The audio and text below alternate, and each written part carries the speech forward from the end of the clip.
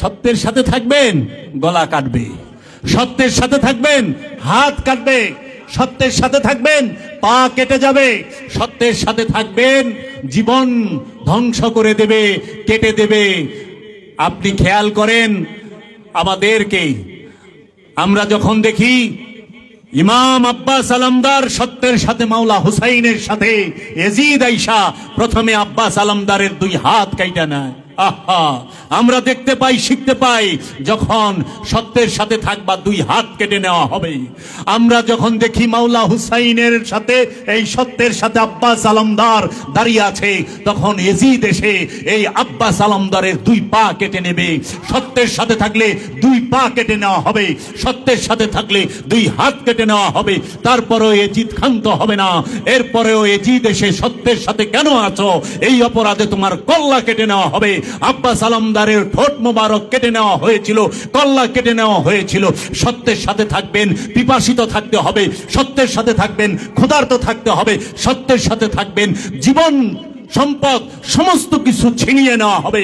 দেখেন যায় মাওলা হুসাইনের তাবু থেকে সম্পদ ছিনিয়ে নিয়েছিল ইয়াজিদেরা, কারণ মাওলা হুসাইনের সাথে যারা সত্যের সাথে ছিল তাদেরকে এই তাবু থেকে সমস্ত মাল, এমনকি মাওলা হুসাইনের মেয়ে বিবি সাকিনার কান থেকে দুল ছিঁড়ে নেওয়া হয়েছিল, এবং হযরত জৈনবের, মা উম্মে রুবাবের, ইমাম হুসাইন আলাইহিস সালামের মেয়ে বিবি সাকিনার মাথার নেকাব, মাথার পর্দা, মাথার উড়না ছিনে নেওয়া হয়েছিল।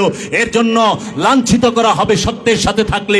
সত্যের সাথে থাকলে কোমরে রশি বেঁধে বাজারে বাজারে ঘোরানো হবে। সত্যের সাথে থাকলে গ্রামের মধ্যে, গঞ্জের মধ্যে, শহরের মধ্যে আপনাকে ভণ্ড বলে গালি দেওয়া হবে, আপনাকে উন্মাদ পাগল বলে গালি দেওয়া হবে। এর জন্য পৃথিবীতে যারাই সত্যের সাথে ছিল তাদের সবাইকে উন্মাদ বলা হয়েছে, পাগল বলা হয়েছে। এমনকি এই লকাব থেকে আল্লাহর হাবিব পর্যন্ত এই থেকে ছাড় পায় নাই।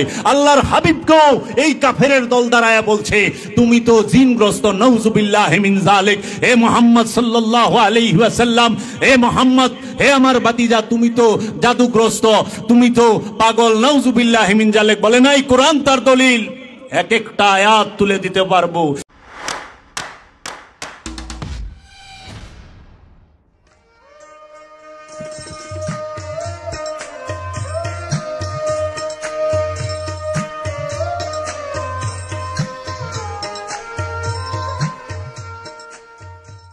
मुर्शिद जाने मन निसारम बनामे हुसैन, मुनामे गुलामे गुलामाने हुसैन, शाह हस्त हुसैन, बादशाह हस्त हुसैन, दीन हस्त हुसैन, दीन पना हस्त हुसैन, सरदाद नदाद दस्त दर दस्त यजीद, हक्का के बिनाए ला इलाहा हस्त हुसैन। या अली, या मुश्किल कुशाली, या पंचतन पाक अली, या सुनी जात अली। बिस्मिल्लाहिर रहमानिर रहीम। वमा यंतिकु आनिल हवा इन्नल्लाह व मलाइकतहु युसल्लूना अलन नबी या अय्युहल्लज़ीना आमनू सल्लू अलैहि व सल्लिमू तस्लीमा। अल्लाहुम्मा सल्ली अला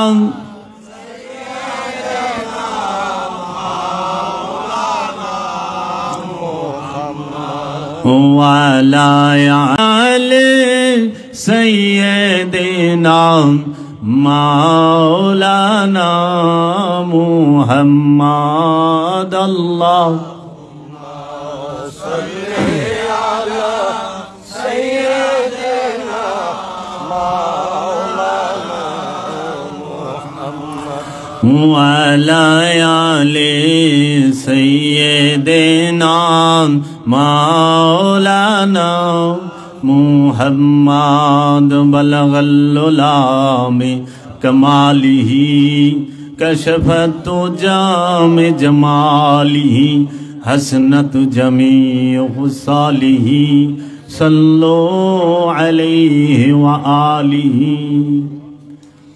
आज 27 रजब महापवित्र मिराजुन नबी सल्लल्लाहु अलैहि वसल्लमेर रात। आज के এই নারায়ণগঞ্জ জেলার সোনারগাঁও থানার মহজমপুর গ্রামে আমাদের সামনে যেই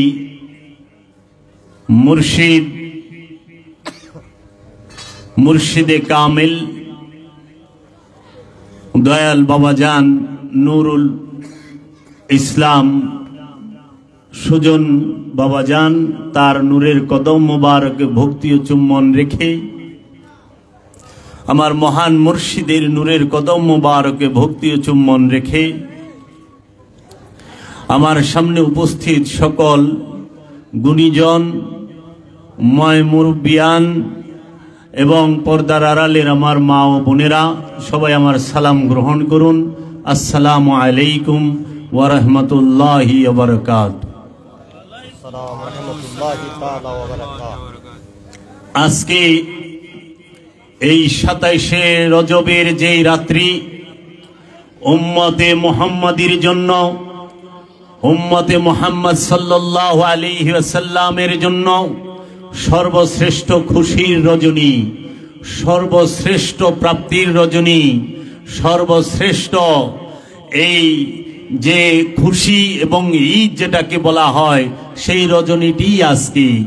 কারণ আজকে আল্লাহর হাবিব রাহমাতাল লিল আলামিন নূরে মুজাসসাম সাহেবে জামাল সৈয়দুল বশর সৈয়দুল আম্বিয়া ইমামুল মুরসালিন খাতামান নবিয়্যিন সাহেবে মিরাজ আবুল কাশিম মুহাম্মদ মুস্তাফা আহমদ মুস্তাফা সাল্লাল্লাহু আলাইহি ওয়াসাল্লাম এই রজনীতেই মা উম্মে হানির ঘর থেকে রব্বুল আলামিনের দিদারে, রব্বুল আলামিনের যে মহামিলনের জন্য আল্লাহর হাবিব মেরাজ শরীফে গমন করেন।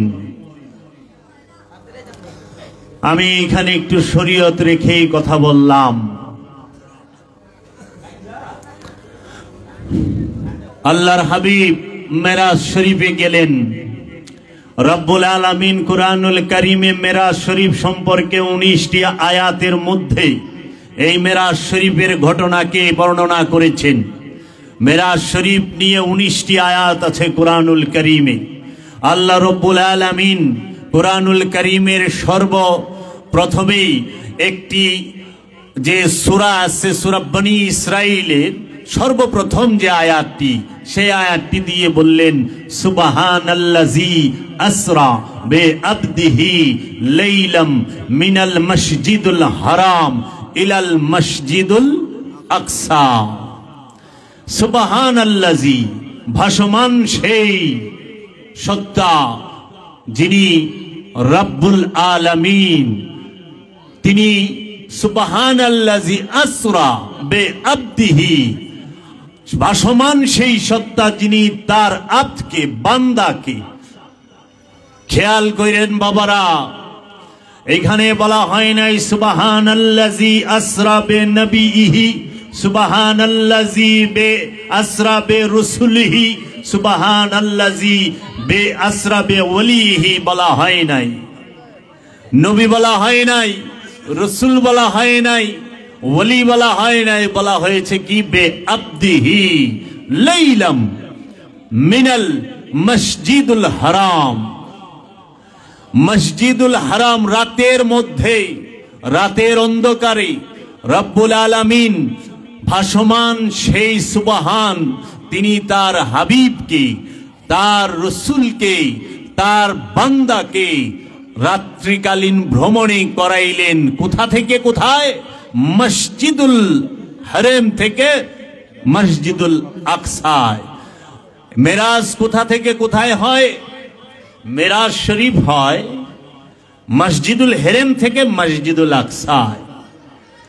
মসজিদুল হেরেম থেকে মসজিদুল আকসায় গেলেই মেরাজ। সেই মসজিদুল হেরেম এবং মসজিদুল আকসা সেইটি কি এই জাগতিক এই পৃথিবীর যে ভৌগোলিক সীমারেখার মধ্যে আমরা যে দেখি সৌদি আরবের মক্কা নগরীতে মসজিদুল হেরেম এবং এই আরব রাষ্ট্রে ফিলিস্তিন এবং ইসরায়েল, বর্তমান ইসরায়েলে যে মসজিদুল আকসা, এই দুইয়ের ভ্রমণের বোঝানো হয়েছে না এর ভিতরে হাকিকি কোনো রূপ আছে? নিশ্চয়ই হাকিকি রূপ আছে। সেই মসজিদটি কি আমরা মেজাজিও মানতে পারি? মসজিদুল হেরেম কাবা শরীফ থেকে মসজিদুল আকসা, মুসলমানদের আরেক কেবলা মসজিদুল আকসা সেইখানে। তাই আল্লাহর হাবিবকে জিজ্ঞেস করা হলো, ইয়া রসুল আল্লাহ, ইয়া হাবিব আল্লাহ, মসজিদুল হেরেম থেকে মসজিদুল আকসার দূরত্ব কতখানি? তখন আল্লাহর হাবিব বললেন, মসজিদুল হেরেম থেকে মসজিদুল আকসার দূরত্ব 40 বছর। 40 বছরের পথ। কিন্তু আমরা যদি দেখি ভৌগোলিক সীমারেখায় আমরা যদি একটু মাপি, তাহলে আপনার মসজিদুল হেরেম থেকে যদি পায়ে হেঁটেও যায়, তাও ফিলিস্তিনের মসজিদুল আকসার মধ্যে যাইতে 3-4 মাসের বেশি সময় লাগবে না। কিন্তু আল্লাহর হাবিব বললেন 40 বছর। অবশ্যই এইখানে রহস্য জগতের কোনো ইঙ্গিত বহন করছে। অবশ্যই এইখানে সিনার এলেমের ইঙ্গিত বহন করছে। অবশ্যই এখানে ইলমে লাদুনির জ্ঞানের কথা ইশারা করা হয়েছে। এই মেরাজ শরীফ আল্লাহর হাবিবের সাথে আল্লাহর রব্বুল আলামিনের কি হয়েছে? মিলন হয়েছে, বাসর হয়েছে, মিলন হয়েছে। দলিল আল্লাহ বলতেছে, সুম্মা দানা ফাতাদাল্লা ফাকানা কাবা কাউসাইনি আও আদনা। অতঃপর আমরা আমার রসুলকে দুই ধনুকের মিলন স্থলে নিয়ে আসলাম, তার চেয়েও নিকটে আওয়াদনা, একটি বৃত্তর ভিতরে নিয়ে আসলো। দেখেন আমরা যে তীর ধনুক দেখি না, ধনুক হইল সেমি সার্কেল। দুইটা ধনুক যখন এক করবেন, 1 সার্কেল। যখন সার্কেল হয় না, বৃত্ত হয় না, তখন আল্লাহ বলতেছেন আওয়াদনা, বৃত্ত বানিয়ে নাও। একটি বৃত্তের মাঝে রব্বুল আলামিন এবং রাহমাতাল লিল আলামিনের মিলন হইল, মেরাজ শরীফ হইল। সেই বরকতময় রজনীটি আজকের রজনী, এই জগৎবাসীর জন্য রহমতের এই রজনী হচ্ছে এই শবে মেরাজের রজনী। নিয়ামতের রজনী হচ্ছে শবে মেরাজের রজনী, বরকতের রজনী হচ্ছে শবে মেরাজের রজনী। এই মেরাজ শরীফকে আজকে আমরা যদি যথাযথ ভাবে পালন না করতে পারি, আমরা হতভাগারাই এই রহমত, নিয়ামত, বরকত থেকে বঞ্চিত হব। এই রজনীটি অবশ্যই আমরা সকল মুসলমানেরা, আহলে বায়েতের প্রেমিকেরা, রসুলের প্রেমিকেরা যেন সর্বরাত্রি জেগে আল্লাহর হাবিবের দয়া, রাহমাতাল লিল আলামিনের রহমত এবং নিয়ামতের প্রাপ্তির জন্য ফরিয়াদ করি রবের দরবারে। আমি এক নাদান, আমি গুনাহগার, পাপী। আমি কিভাবে আল্লাহর হাবিবের ওই যে মেরাজ শরীফে রবের সাথে কি হইল সেটা আমি কিভাবে বলি? কারণ আমি যে নাদান, আমার কাছে তো আমার এই দেহের খবরই নাই। আজকে আমরা যদি জিজ্ঞেস করি, আপনার কাছে কি কিতাবের এলেম আছে, ফুরকানের এলেম আছে? বাবা হ্যাঁ, কিতাবের এলেম আছে। সেটা কাগজ কালির ভাষার কিতাবের এলেম, বইয়ের এলেম। কিন্তু এই দেহ কিতাব, যেটা আল্লাহর কিতাব, আল্লাহর কিতাবও 2 প্রকার। একটি স্পষ্ট নূরময় কিতাব, আরেকটি হচ্ছে আলিফ লাম মিম জালিকাল কিতাব। একটি জালিকাল কিতাব, আরেকটি হইল কাজ্জাকুম মিনাল্লাহ নূর ওয়া কিতাবুম মুবিন। একটি জালিকাল কিতাব, একটা হলো কিতাবুম মুবিন, স্পষ্ট কিতাব একটা, জালিকাল কিতাব একটা। এই জালিকাল কিতাবটাই হচ্ছে মানব দেহটা, আর ওই স্পষ্ট কিতাবটাই হচ্ছে যুগের অবতার আল্লাহর ওলিরা, যারা স্পষ্ট কিতাব, যাদের কিতাব শিক্ষা দেবার জন্য রবের তরফ থেকে হুকুম দেওয়া হয়েছে। কি আমি আল্লাহ বলতেছে, আমি উম্মিয়িনদের মধ্য হইতে একজন রসুল নির্বাচন করেছি। উম্মিয়িনা রাসূলাম মিনহুম ইয়াতলু আলাইহিম আয়াতি ওয়া ইউযাক্কিহিম ওয়া ইউআল্লিমুহুমুল কিতাবা ওয়াল হিকমা। আমি রব আল্লাহ রাব্বুল আলামিন, তিনি কি করলেন? একটি উম্মিয়িনদের মধ্য থেকে একজনকে রসুল নির্বাচন করলেন। কেন নির্বাচন করলেন? সেই রসুল আমাদের মতো নাদানদেরকে, আমাদের মতো এই অজ্ঞদেরকে, আমাদের মতো জ্ঞানহীনদেরকে আল্লাহর রসুল আয়াত তিলাওয়াত করে শিক্ষা দেবেন, আয়াত তিলাওয়াত করবেন। খেয়াল করেন বাবা, আমরা যে আয়াত পড়ি সেই আয়াত কি আল্লাহর রসুলের সময় ছিল, নাকি আল্লাহর রসুল নিজেই আয়াত? আল্লাহ রসুল নিজেই আয়াত, ঈসা রুহুল্লাহ নিজেই আয়াত, রবের তরফ থেকে আগত আয়াত লিল আলামিন, জগৎ সমূহের জন্য আয়াত হচ্ছে ঈসা রুহুল্লাহ, মুসা কালিমুল্লাহ, নূহ নবিউল্লাহ, আদম সফিউল্লাহ, তারা সবাই হচ্ছে আল্লাহর আয়াত, আল্লাহর নিদর্শন এবং আল্লাহর পক্ষ থেকে আগমনকৃত স্পষ্ট কিতাব। তাই আল্লাহর হাবিবকে আল্লাহ বললেন, হে আমার হাবিব, আপনি তাদেরকে আয়াত তিলাওয়াত করে শোনান এবং আপনি তাদের নফসকে ওয়ায়ুযাক্কিহিম, তাদের নফসকে পবিত্র করুন, ওয়ায়ুআল্লিমুহুমুল কিতাব, এবং তাদেরকে কিতাব শিক্ষা দিন। খেয়াল করেন বাবা, কিতাব শিক্ষা দিন। আল্লাহর হাবিবকে যখন বলতেছে, হে আমার রসুল, হে আমার হাবিব, আপনি তাদেরকে কিতাব শিক্ষা দিন, তখন কোনো বই ছিল না, কোন ভাষার কালির লেখায়, অক্ষরের লেখায়, কাগজ কালির ছাপানো কোনো প্রকার বই ছিল না। যে বই আল্লাহর রসুল এসে হযরত আবু বকর সিদ্দিককে, হযরত ওমরকে, হযরত উসমানকে পড়াবে, শেখাবে, সেই কিতাব কোন কিতাব?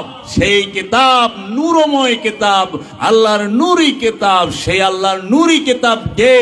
সরকারে দু আলম, আকায়ে নামদার, তাজদার মদিনা, আহমদ মুস্তাফা, মুহাম্মদ মুস্তাফা সাল্লাল্লাহু আলাইহি ওয়াসাল্লাম। তিনি নিজেই আল্লাহর নূরি কিতাব।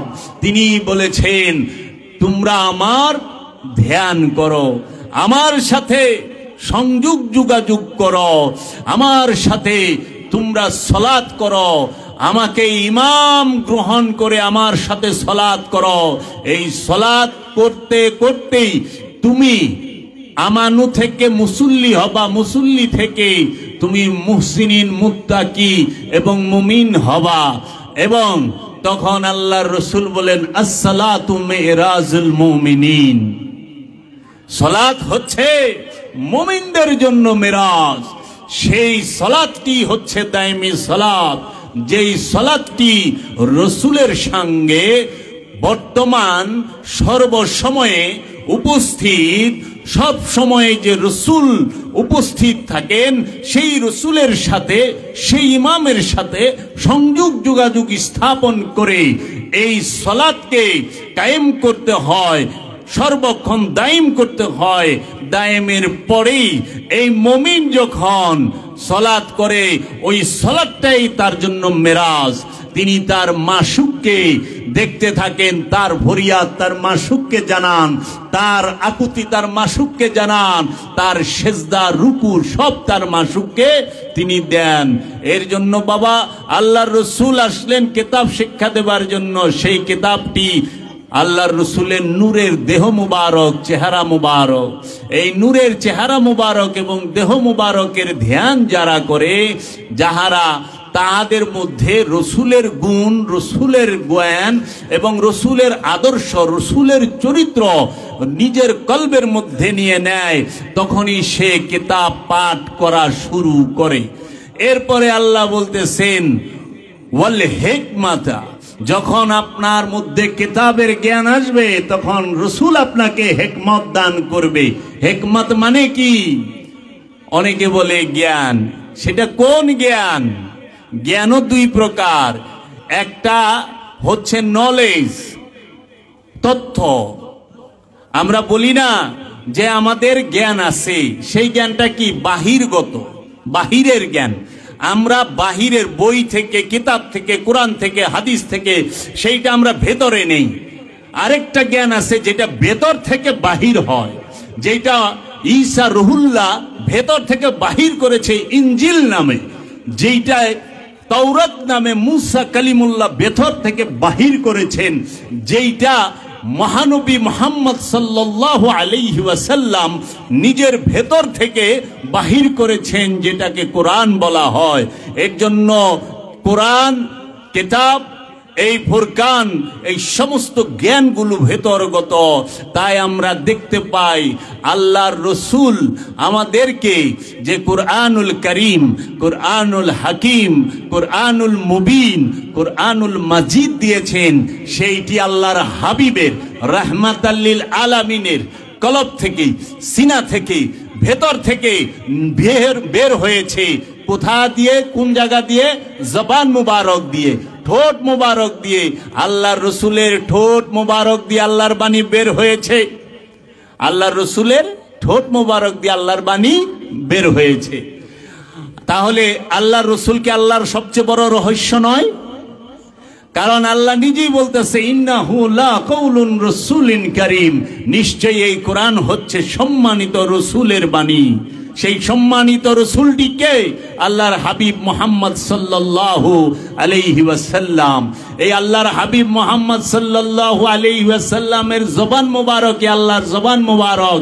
কারণ আমরা আল্লাহর বাণী বলি আল কোরআনকে, সেই আল্লাহর বাণী আল কোরআন আল্লাহর হাবিব মুহাম্মদ সাল্লাল্লাহু আলাইহি ওয়াসাল্লামের পবিত্র জবান মুবারক দিয়ে, ঠোঁট মুবারক দিয়ে বের হচ্ছে, ভেতর থেকে বের হচ্ছে। তাই আল্লাহর যে কিতাব, নূরি যে কিতাব, স্পষ্ট যে কিতাব, আল্লাহর যে হিকমত, যেটা প্রজ্ঞার জ্ঞান, উইজডম, সৃষ্টির জ্ঞান, সেইটা ভেতর থেকে বের হয়। আর যেটা অনুসরণ, অনুকরণের জ্ঞান, যেটা নলেজ, যেটা তথ্য উপাত্ত, সেটা বাহির থেকে আমরা নিয়ে থাকি। এর জন্য এই সিনার জ্ঞানে জ্ঞানী কোনো কলেজ, কোনো ইউনিভার্সিটি, কোনো বিশ্ববিদ্যালয় থেকে আসে না। সিনার জ্ঞানে জ্ঞানী, সিনার এলেম কখনোই মাদ্রাসা থেকে, মাকতাব থেকে, মসজিদ থেকে আসে না। আসে কোথা থেকে? যিনি সিনার এলেম, সিনার জ্ঞানে জ্ঞানী, ওলিয়ে কামেল, মুর্শিদে মুকাম্মেল, যিনি রেহনুমা, যিনি আল্লাহর, আমরা যাকে বলি পীর, ওলি, মুর্শিদ, গুরু, রসুল, নবী, আব্দুহু, তাহাদের থেকে এই সিনার জ্ঞান, সিনার এলেম অর্জন করতে হয়। এলেমও দুই প্রকার, জ্ঞানও দুই প্রকার। একটি সিনার এলেম, আর একটি মাথার এলেম, মস্তিষ্কের এলেম। একটি বইয়ের এলেম, আর একটি জিন্দা, এই যে সফিনা, স্পষ্ট আল্লাহর কিতাব, এই কিতাবের এলেম। এর জন্য আমরা সবাই বইয়ের জ্ঞান অর্জন করেছি, বইয়ের বিদ্যা অর্জন করেছি। আমরা কেউ ম্যাট্রিক পাস করেছি, ইন্টার পাস করেছি, অনার্স করেছি, মাস্টার্স করেছি। আবার কেউ আমরা কামিল পাস করেছি, দাখিল, কামিল, ফাজিল পাস করেছি। আমরা আল্লামা হয়েছি, মাওলানা, মুফতি, মুহাদ্দিস, মুফাসসির হয়েছি। কিন্তু এই কিতাবি জ্ঞান দিয়ে কখনো ওলি হওয়া যায় না। আল্লাহর ওলি বানায় কে? আল্লাহর ওলি। এর জন্য ওলির সহবতে থাকলে ওলি হয়। তাই তো মহানবীর সহবতে থাকলেই আলী হয়। মহানবীর সহবতে যে থাকে সে হয় আলী। আর মাওলা আলী কারামাল্লাহু ওয়াজহুর সোহবতে যিনি থাকেন তিনি হয় হাসান বসরি, তিনি হয় ওয়াইস আল কারনি, তিনি হয় মাওলা হাসান, তিনি হয় মাওলা হুসাইন। এই জাতে পাক নূরে মুজাসসামের ধারক বাহক, সিরাজে মুনিরার ধারক বাহক হয় তারা। তাই ওই জাতির পাকের উপরে দরুদ ও সালাম পাঠ করা আল্লাহ রাব্বুল আলামিন ফরজ করে দিয়েছে। তাই আমরা সালাতের মধ্যেও পড়ি আল্লাহুম্মা সাল্লি আলা সাইয়্যিদিনা মুহাম্মদ ওয়া আলা আলে মুহাম্মদ, পড়ি না? আলে মুহাম্মদ। এই জগতে এই পর্যন্ত বাবা আদম থেকে নিয়ে এই পর্যন্ত যত সিনার জ্ঞানে জ্ঞানী এসেছেন, নূরে সিরাজে মুনিরার নূরে নূরময় হয়েছেন, সবাই রসুলের বংশ, আলে মুহাম্মদ। তাদের প্রত্যেকের উপরে আমরা দরুদ পাঠ করি আল্লাহুম্মা সাল্লি আলা সাইয়্যিদিনা মুহাম্মদ ওয়া আলা আলে মুহাম্মদ কামা সাল্লাইতা আলা ইব্রাহিম ওয়া আলা আলে ইব্রাহিম ইন্নাকা হামিদুম মাজিদ। কি সুন্দর! কার উপরে দরুদ পাঠ করতে বলেছেন? রসুলের বংশের উপরে। শুধু রসুলের উপরে দরুদ পাঠ করলে হবে না, রসুলের বংশের উপরে দরুদ পাঠ করতে হবে। তাই বাবাজান, আল্লাহর রসুলের জিয়ারতের আগে মাওলা আলীর জিয়ারত করতে হবে। কেন? মাওলা আলী আনা মদিনাতুল ইলমি আলী বাবাহা। আমি আল্লাহর রসুল বলেছেন আমি ইলমের শহর, আলী হচ্ছে তার দরজা। মাওলা আলী কারামাল্লাহু ওয়াজহু বলেছেন আমি আল্লাহর রসুলের সাথে যদি কেউ একবার দেখা করতে চায়, মাওলা আলীর সাথে তার দুইবার দেখা করতে হবে। মাওলা আলীর সাথে দুইবার দেখা করা ছাড়া আল্লাহর রসুলের সাথে কেউ দেখা করতে পারবে না। কারণ এলেমের শহরই দরজাই হলো মাওলা আলী। যেই শহরের দরজা মাওলা আলী হয়, তাহলে সেই শহরটা কত বড় হয়। যেই শহরটার দরজারই এত শক্তি, এত ফজিলত, এত কুওয়াত, সেই শহরের ফজিলত কি! তাই মাওলা আলীর সাথে দেখা করে দরজা দিয়েই তো প্রবেশ করবেন রসুলের কাছে যাইতে, তাই নয় কি? তাইলে দরজা দিয়ে গেলে, দরজা যদি মাওলা আলী হয়, যাইতে সময় মাওলা আলীর লগে দেখা।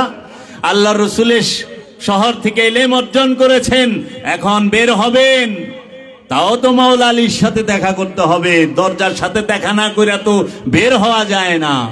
তাই কাজেই আপনি আওলাদে রসুল, আলে রসুলকে ছেড়ে কখনোই আল্লাহ পর্যন্ত পৌঁছতে পারবেন না, রব পর্যন্ত পৌঁছতে পারবেন না। ওলিয়ে কামেলের দয়া ছাড়া, ওলিয়ে কামেলের শিক্ষা ছাড়া কখনোই এই দেহ কিতাব কিভাবে পাঠ করে সেটা জানবেন না। আপনি কিভাবে এই রহস্যময় কিতাবের জ্ঞান অর্জন করতে হয় সেটা জানবেন না, যদি না আপনার মুর্শিদ সে দয়া করে এই দেহ কিতাব পাঠ করা না শেখায়। আমরা যেরকম স্কুল কলেজ মাদ্রাসার মধ্যে যখন আমরা শিক্ষা অর্জন করতে যাই, আমরা যখন মাতৃভাষা শিখি, কি বাংলা, ইংরেজি, আরবি, আমরা সরায়া পড়া শিখছি না? অক্ষর পরিচয় জানতে হয়েছে না? তো অক্ষর পরিচয় কি নিজে জানছি, না মা বাবা অথবা শিক্ষক মিলে অক্ষর পরিচয় জানিয়েছে? নাকি গুরু ছাড়া কেউ অক্ষর পরিচয় জেনেছে? আজ পর্যন্ত কেউ আলিফ বা তা সা এই অক্ষর পরিচয় আরবি ভাষা শিখতে, আরবি ভাষা পড়ার জন্য, আরবি ভাষা লেখা শিখার জন্য কেউ কি নিজে নিজে শিখতে পারছে? পারে নাই তো, গুরুর কাছে যাইতে হইছে। তাইলে বই পড়া শিখাইছে কে? হুজুরে, মক্তবের আলেমে, কারি সাহেবে, হাফেজ সাহেবে, তাই না? তাহলে পরে ইংলিশ মিডিয়ামেও যারা পড়েন, ইংরেজি ভাষা শিখতেও তো যাইতে হইছে আপনাকে শিক্ষকের কাছে, উস্তাদের কাছে। তাহলে দেহ কিতাব পাঠ করবেন, গুরুর কাছে যাইবেন না? না গুরুর কাছে না যায়া, অলির কাছে না যায়া সোজা মেরাজে যাইবার চাইবেন? সোজা মেরাজে যাওয়া যাবে? সোজা মেরাজ সালাত শিক্ষা যাবে? সালাতও শিখতে হবে ইমামের কাছ থেকে। এই দেহ কিতাব পাঠ করা শিখতে হবে ইমামের কাছ থেকে। কথার মাঝে খোদা নাই, খোদার মাঝে কথা নাই। দয়াল বাবা জাহাঙ্গীর আমার মুর্শিদ বলেছেন, কিছু কথা মুখস্থ করে একজনকে তর্কে হারিয়ে দিতে পারবা, তুমি অনেক তথ্য তোমার কাছে আছে, কেউ পারে না তোমার সাথে তর্কে বাহাসে, কিন্তু বাবা জানিয়ে রাখো তুমি সত্য বিন্দু মাত্র জানো না।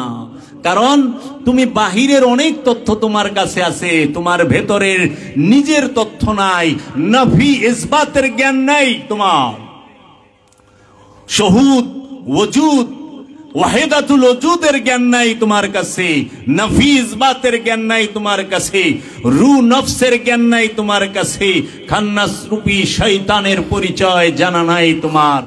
গুরুর কাছ থেকে, মুর্শিদের কাছ থেকে, আচ্ছা আমি গুরু গুরু বললে কি আপনাদের শুনতে কষ্ট হয় মনে হয় একটু না? হিন্দু হিন্দু গন্ধ আসে বাবা, এটা হিন্দুও না মুসলমানও না, গুরু মানে হলো বাংলা ভাষা। গু মানে অন্ধকার, রু মানে আলো, অন্ধকার থেকে যিনি আলোর পথে নিতে পারেন তিনিই গুরু। এই বাংলা ভাষায় গুরু বলা হয়। এই গুরুকে যদি আপনি আরবি করেন, আপনি যদি আরবিতে নেন তাহলেই হয়ে যাইব শেখ। শেখ শেখ কইলে খুব ভালো লাগে। আমাদের শেখ আমাদের কাছে এখন আমাদের প্রাণপ্রিয় শেখ আমাদের পাশে উপস্থিত আছে, আমাদের সম্মুখে উপস্থিত আছে। এই কথা বললে খুব ভালো লাগে, ইসলাম ইসলাম মনে হয়, মুসলমান মুসলমান মনে হয়। যদি বলি দয়াল গুরু চান আমার পাশে আমাদের সামনে বৈশা রয়েছে, তখন বলে হিন্দু নাকি? আসলে বিষয়টা কিন্তু হিন্দু মুসলমান করছে হইল ভাষা দিয়া। এটা আমি বাঙালি, আমার মাতৃভাষা বাংলা, আমি বাংলাদেশে জন্মাইছি, তাই আমরা বাংলা বলি, কারণ আমি বাংলা বললে বুঝতে সহজ হবে। আরবি ভাষাটা সবার বোঝা সম্ভব না, এই জন্য আমরা ভাঙ্গা ভাঙ্গা চেষ্টা করি একটু বোঝানোর জন্য। সারা জীবন খান্নাস খান্নাস করলাম, জানলামই না খান্নাস কি। খান্নাস মানেই কুমন্ত্রণা, খান্নাস মানেই কামনা, কামনাকে খান্নাস বলে। এখন সবাই বুঝে আরে আমার তো কামনা আছে, তার মানে আমার সাথে খান্নাস আছে। এতদিন খান্নাস খান্নাস কইছি, মনে করছি এটা বোধহয় ওই দেশের লোক, অন্য দেশের লোক, আমরা চিনি জুনি না, জানি জুনি না, এটা আবার কেরা, এটা চিনতে হইব। আসলে মানুষ নিজেই যে খান্নাস হয়ে বয়ে রয়েছে এইটা সে কখনো স্বীকার করতে চায় না। এর জন্য জাতি ধর্ম বর্ণ নির্বিশেষে সকল ধর্মের সকল মানুষের মধ্যে শয়তান খুব শক্তি নিয়ে বৈশা রয়েছে যে রূপটাতে, সেই রূপটার নাম হচ্ছে খান্নাস। এই খান্নাস রূপে জাতি ধর্ম বর্ণ নির্বিশেষে সকল মানুষের মধ্যেই থাকে। তাই বাবা যান, এই মেরাজ শরীফের রাত্র, এই মেরাজ শরীফের মধ্যে যে বর্ণনা এসেছে 19টি আয়াতে, তার মধ্যে আমি প্রথম আয়াতটি পাঠ করেছি, ওমা ইয়ান্তিকু আনিল হাওয়া। আল্লাহ কি বলছেন? আমার হাবিব রাহমাতাল লিল আলামিন জীবনেও একটি কথা নিজের ইচ্ছায় বলেন নাই। আল্লাহ রব্বুল আলামিন যাহা বলতে বলেছেন তাহাই আল্লাহর হাবিব বলেছেন। খুব খেয়াল করেন বাবা, আল্লাহর হাবিব সম্পর্কে আল্লাহ বলেছেন সূরা নজমের মধ্যে। আপনারা খুলে দেখবেন, সূরা নজম পাঠ করবেন, সূরা নজমের 1 নম্বর আয়াত থেকে 18 নম্বর আয়াত পর্যন্ত পাঠ করবেন। ওইখানে দেখবেন আল্লাহ বলতেছেন ওয়ামা ইয়ান্তিকু আনিল হাওয়া। আমার হাবিব জীবনে একটি কথাও আমার ইচ্ছা ছাড়া বলে নাই। নিজের ইচ্ছা থেকে আমার হাবিব কোনো কথা বলে নাই, নিজের ইচ্ছা থেকে আমার হাবিব কোনো কথা বলে নাই, নিজের ইচ্ছা থেকে আমার হাবিব কোনো কথা বলে নাই। ও বাবারা, তাহলে জীবনে একটি কথাও বলে নাই। এই আয়াত দিয়ে বোঝা যায় আল্লাহর হাবিব কি 40 বছরে নবুয়ত পাইছে? নাউজুবিল্লাহি মিন যালিক। পাইছে মানে কি? যারা বলে 40 বছরে নবুয়ত পাইছে সারাসার ভুল। কারণ আল্লাহর কোরআনে বলতেছে ওমা ইয়ান্তিকু আনিল হাওয়া, আমার হাবিব জীবনে একটি কথা নিজের ইচ্ছায় বলে নাই। তার মানে আল্লাহর হাবিবের আগমনের সঙ্গে সঙ্গে আল্লাহর হাবিব যেই বাণীটি বলেছেন, যেই কথাটি বলেছেন, ওইটাই আল্লাহর ইচ্ছায় বলছে এবং আল্লাহই বলাইছে এবং আল্লাহই বলতে বলছে এবং আল্লাহ নিজেই কইছে। তাহলে আল্লাহর ইচ্ছা ছাড়া যে জীবনে একটি কথা বলে না, তারে 40 বছরে নবুয়ত প্রদান করলো কে? এইটা ওয়াহাবিদের সূক্ষ্ম চক্রান্ত।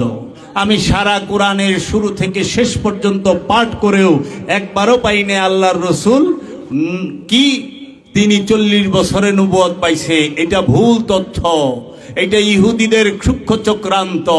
কারণ আপনাকে একটু বলি, সূরা মরিয়মের 29 নম্বর আয়াত খুলবেন।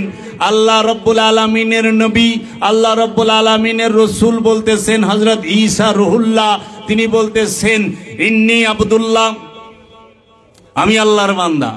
3 দিনের শিশু তুল্লায় শুয়া তার কওমের কাছে বলতেছে ইন্নী আব্দুল্লাহ, আমি আল্লাহর বান্দা। আতানিয়াল কিতাব, আমাকে আল্লাহ কিতাব দিয়েছে, আমি কিতাব নিয়ে এসেছি। ওয়া জাআলনি নবিয়্যান, আমাকে আল্লাহ নবী হিসেবে মনোনীত করেছেন, নির্বাচিত করেছেন।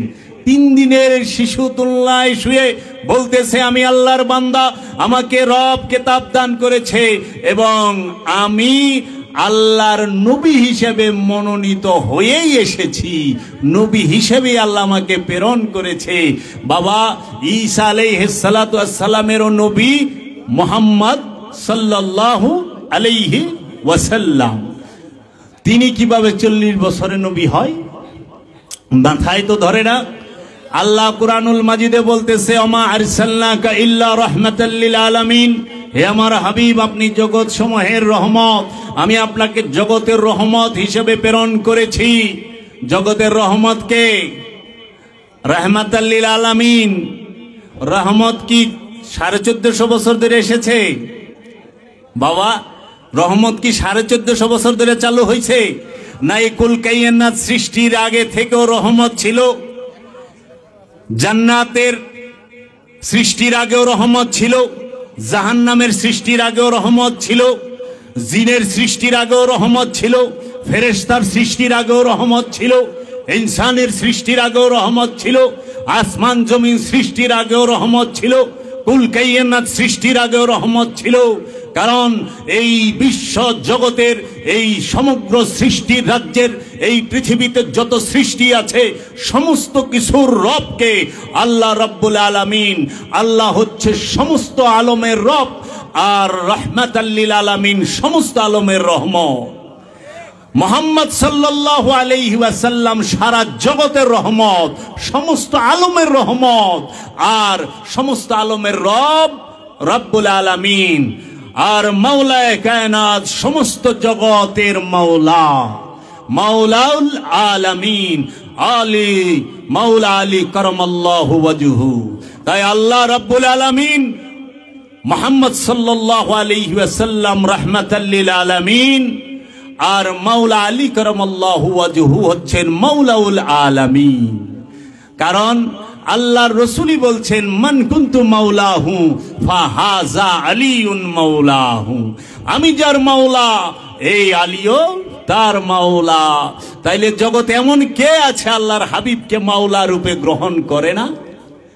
সবাই করে, মাখলুক করে, শুধু ডক্টর আবুল হেকাম মাওলা রূপে গ্রহণ করে নাই। আপনারা চিনেন ডক্টর আবুল হেকামকে? ইনি কিন্তু ডক্টরেট, এই নামটা সবাই চিনবেন না, কিন্তু তার আরেকটা নাম আছে, মিস্টার আবু জেহেল, ডক্টর আবু জেহেল। এই ডক্টর আবু জেহেল তিনি কিন্তু আপনার আল্লাহর রসুলকে মাওলা রূপে মানে নাই, মাওলা আলীকে মাওলা রূপে মানে নাই। তাই বাবারা, আমরা রসুলের সম্পর্কে আগে বুঝি। রসুল আর কোনোদিন আমরা কি কেউ বলবো যে রসুল 40 বছরে নবুয়ত পেয়েছে? না না না, আদম নবী নবী হয়ে এসেছেন, আদম নবী রসুল হয়ে এসেছেন, ঈসা নবী রসুল হয়ে এসেছেন, নবী হয়ে এসেছেন, ইব্রাহিম নবী নবী হয়ে এসেছেন, রসুল হয়ে এসেছেন, ইসমাইল নবী নবী হয়ে এসেছেন, রসুল হয়ে এসেছেন। আল্লাহ নিজে বলছেন, হে আমার হাবিব, আপনি আপনার কিতাবের মধ্যে ইব্রাহিমের জিকির করুন, ওয়াজকুরু ফিল কিতাব ইব্রাহিম, আপনার কিতাবের মধ্যে ইব্রাহিমের জিকির করুন। হে আমার হাবিব, আপনি আপনার কিতাবের মধ্যে ইসমাইলের জিকির করুন। হে আমার হাবিব, আপনি আপনার কিতাবের মধ্যে নূহের জিকির করুন। হে আমার হাবিব, আপনি আপনার কিতাবের মধ্যে ইয়াহিয়ার জিকির করুন। হে আমার হাবিব, আপনি আপনার কিতাবের মধ্যে জাকারিয়ার জিকির করুন। হে আমার হাবিব, আপনি আপনার কিতাবের মধ্যে সুলাইমানের জিকির করুন। হে আমার হাবিব, আপনি আপনার কিতাবের মধ্যে ইসহাক ইয়াকুবের জিকির করুন। হে আমার হাবিব, আপনি আপনার কিতাবের মধ্যে ইউসুফের জিকির করুন। এইটা কোন কিতাব? এই দেহ কিতাব। কারণ আল্লাহর হাবিব ঈসা রুহুল্লাহর পরিচয় দিয়েছেন, এর জন্য আমরা ঈসা রুহুল্লাহর পরিচয় পেয়েছি। দূরত্ব কতখানি! আল্লাহর হাবিব আর ঈসা রুহুল্লাহর আগমনের যে তফাৎটা, ডিফারেন্সটা 570 বছর। 570 বছর পরে, ঈসা রুহুল্লাহর 570 বছর পরে মহানবী মুহাম্মদ সাল্লাল্লাহু আলাইহি ওয়াসাল্লামের আগমন। তারও হাজার হাজার বছর আগে মুসা নবীর আগমন, তারও আগে অন্যান্য নবীদের আগমন। এত আগে যে নবীগণ আগমন করেছে, সবার নাম আল্লাহর রসুল জানলো কিভাবে? রব জানিয়েছেন রসুলকে। রব আর রসুল একে আরেকজনের আশেক মাসুক, একজনের রূপ একজনকে দেখলে আরেকজনকে দেখা হয়। কারণ আল্লাহ নিজে বলে দিছে, হে আমার হাবিব, আপনি আমার চেহারা। রসুলের চেহারা আল্লাহর চেহারা, রসুলের হাত মুবারক আল্লাহর হাত মুবারক, রসুলের জবান মুবারক আল্লাহর জবান মুবারক, রসুলের পা মুবারক আল্লাহর পা মুবারক, রসুলের ইচ্ছা মুবারক আল্লাহর ইচ্ছা মুবারক। রসুল হাত দিয়ে কঙ্করে নিক্ষেপ করে, আল্লাহ বলে ওমা রামাইতা ইজ রামাইতা ওয়ালাকিন্নাল্লাহ রামা। হে আমার হাবিব, আপনি কঙ্কর নিক্ষেপ করেন নাই, আমি আল্লাহ কঙ্করে নিক্ষেপ করেছি। তাহলে বাবা, আমরা আল্লাহর হাবিবের হাত মুবারক, পা মুবারক, চেহারা মুবারক, দৃষ্টি, জবান সমস্ত কিছুই যদি কোরআন থেকে দলিল পাই যে আল্লাহ এবং আল্লাহর রসুলের মোহাব্বত, ভালোবাসা, প্রেম আমাদের মতো ছোট মানুষদের মাপার ফিতা যোগ্যতা নাই। এখন আমাদের সমাজের মধ্যে কিছু মানুষ অজ্ঞতাবশত তারা লামুকামের খবরও কয়। আল্লাহ রব্বুল আলামিন আরশ মহল্লায় ছিলেন, সেখানে আল্লাহর হাবিব বুরাকে চড়ে মেরাজ শরীফে গিয়েছেন। সেইখানে গিয়ে আল্লাহর চেহারা মুবারক সরাসরি দেখেন নাই, সেখানে একটি পর্দা ছিল। তো জিজ্ঞাইলাম, বাজান পর্দা কি আপনি টানায় দিয়েছিলেন? লামুকামের খবর আপনি কইতেছেন কেমনে? নাসুদ, মালাকুত, জাবরুত, লাহুত, জাবরুত মুকামে যে যায় সেই আল্লাহর ওলি হয়, আর লাহুতে যে যায় সে আল্লাহর আব্দুহু হয়। লাহুত মুকামের রাজ্যের ওলি পাওয়া মুশকিল। লাহুত মুকামের ওলির চেহারা মুবারক দেখলে জীবনের গুনাহ ঝইরা যায়, জীবনের গুনাহ থাকবো না। লাহুত রাজ্যের আল্লাহর ওলির চেহারার দিদার যদি হয়, ওইতে পাওয়া যায় না বাবা। লাহুত রাজ্যের ওলি যিনি, তাহাকেই বলা হয় হযরত খিজির আলাইহিস সালাতু ওয়াস সালাম, যার দিদারের জন্য আল্লাহর পয়গম্বর মুসা কালিমুল্লাহ, আল্লাহর রসুল মুসা আলাইহিস সালাতু ওয়াস সালাম রবের দরবারে ফরিয়াদ করেছে, ইয়া রব্বে কাবা, ওগো আমার রব, আমি সেই আব্দুহুর দিদার, সেই আব্দুহুর চেহারা মুবারক দেখব, সেই আব্দুহুর সাক্ষাৎ নেব, আমাকে যদি বলেন। আল্লাহ বললেন, দুই সমুদ্রের মিলন স্থলে তার দেখা পাইবা। মুসা কালিমুল্লাহ সেই আল্লাহর আব্দুহু পর্যায়ের ওলিকে দেখার জন্য তার এক সঙ্গী ইউসা ইবনে নুনকে নিয়া সেই দুই সমুদ্রের মিলন স্থলে সাক্ষাতের জন্য মাইলকে মাইল হাঁটার পরে যখন ক্লান্ত হয়ে গেছে, ভাজা মাছ নিয়ে গেছিল, সেইটা জীবিত হয়ে চলে গেছে, ওইখানেই ঘুইরা এসে দেখে আল্লাহর আব্দুহু দাঁড়ায় রইছে। আল্লাহর আব্দুহুকে দেখার জন্য তামান্না করে আল্লাহর নবী, আল্লাহর আব্দুহুকে দেখার জন্য ইচ্ছা প্রকাশ করে আল্লাহর নবী, আল্লাহর আব্দুহুকে দেখার জন্য ইচ্ছা পোষণ করে, ইচ্ছা প্রকাশ করে রবের কাছে আল্লাহর রসুল। আর আমি এত হতবাগা, এত নাদান, আমার মতো নাদান হতবাগার কে আছে এই জগতে? আল্লাহর আব্দুহুকে দেখার জন্য একদিনের তরেও রবের দরবারে হাত উঠায়া বললাম না, ও রব্বুল আলামিন, তোমার যে খাস বান্দা, যে তোমার দিকে তাকাইলে তুমি তার ইচ্ছা মতো বৃষ্টি বর্ষণ করো, যে তোমার দিকে তাকাইলে তুমি তার ইচ্ছা মতো, যার সন্তান নাই তাকে সন্তান দাও, যার বেমার আছে তার বেমার তুমি দূর কইরা দাও, যার অভাব আছে তার অভাব দূর কইরা দাও। যে রোগ আক্রান্ত, যার মধ্যে খান্নাস রূপী শয়তান প্রকটভাবে বসে আছে, সেই আব্দু যদি এক মুহূর্তে ইচ্ছা করে আমি অদমের মতো মানুষকে এই নফস থেকে খান্নাস রূপী শয়তানকে তাড়িয়ে দিতে পারে এবং সে তাকে এই সিদরাতুল মুনতাহা পার করে লাহুত রাজ্যে নেওয়ার ক্ষমতা রাখে, সেই আল্লাহর আব্দুকে একদিনের তরেও দেখার মনোবাসনা আমরা কখনোই করলাম না। আমরা শুধু চাই আল্লাহ আমাকে জান্নাত দাও, আল্লাহ আমাকে জান্নাত দাও। আবা ও ভাইয়ের আমার, জান্নাত সিদরাতুল মুনতাহার নিচে থাকে, জান্নাত সৃষ্টি আর আল্লাহর আব্দুল্লাহ মাকানে থাকে, আল্লাহর আব্দুল্লাহ মাকানে নিয়ে যাওয়ার ক্ষমতা রাখে। আল্লাহর জগতে, এই সৃষ্টি জগৎ রহস্য জগতের মধ্যে সর্বশ্রেষ্ঠ যে জ্ঞানী, সর্বশ্রেষ্ঠ রহস্যের জ্ঞানী যে জ্ঞানী, তাকেই বলা হয় আল্লাহর আব্দুহু। তাই আমার দয়াল নবী সরকারে দু আলম নূরে মুজাসসাম সৈয়দুল আম্বিয়া ইমামে মুরসালিন খাতামান নবীন আবুল কাশেম মুহাম্মদ মুস্তাফা আহমদ মুস্তাফা সাল্লাল্লাহু আলাইহি ওয়াসাল্লাম, তিনি চারটি গুণে গুণান্বিত। সর্বপ্রথম আমার দয়াল রসুল, তিনি নবী, তিনি রসুল, তিনি ওলি, তিনি আব্দুহু। এর জন্য সর্বশ্রেষ্ঠ নবীকে মুহাম্মদ সাল্লাল্লাহু আলাইহি ওয়াসাল্লাম। যাহারা নবী আলাইহিস সালাতু ওয়াস সালাম, তারা সবাই আল্লাহর হাবিবকে সম্মান করে, শ্রদ্ধা করে, ইজ্জত করে। তো কাজেই বাবা জান, আমি যেখানে আছি সেইখানকার খবর বলা ভালো নাকি? আমাদের তামান্না কি থাকবে, ফরিয়াদ কি থাকবে?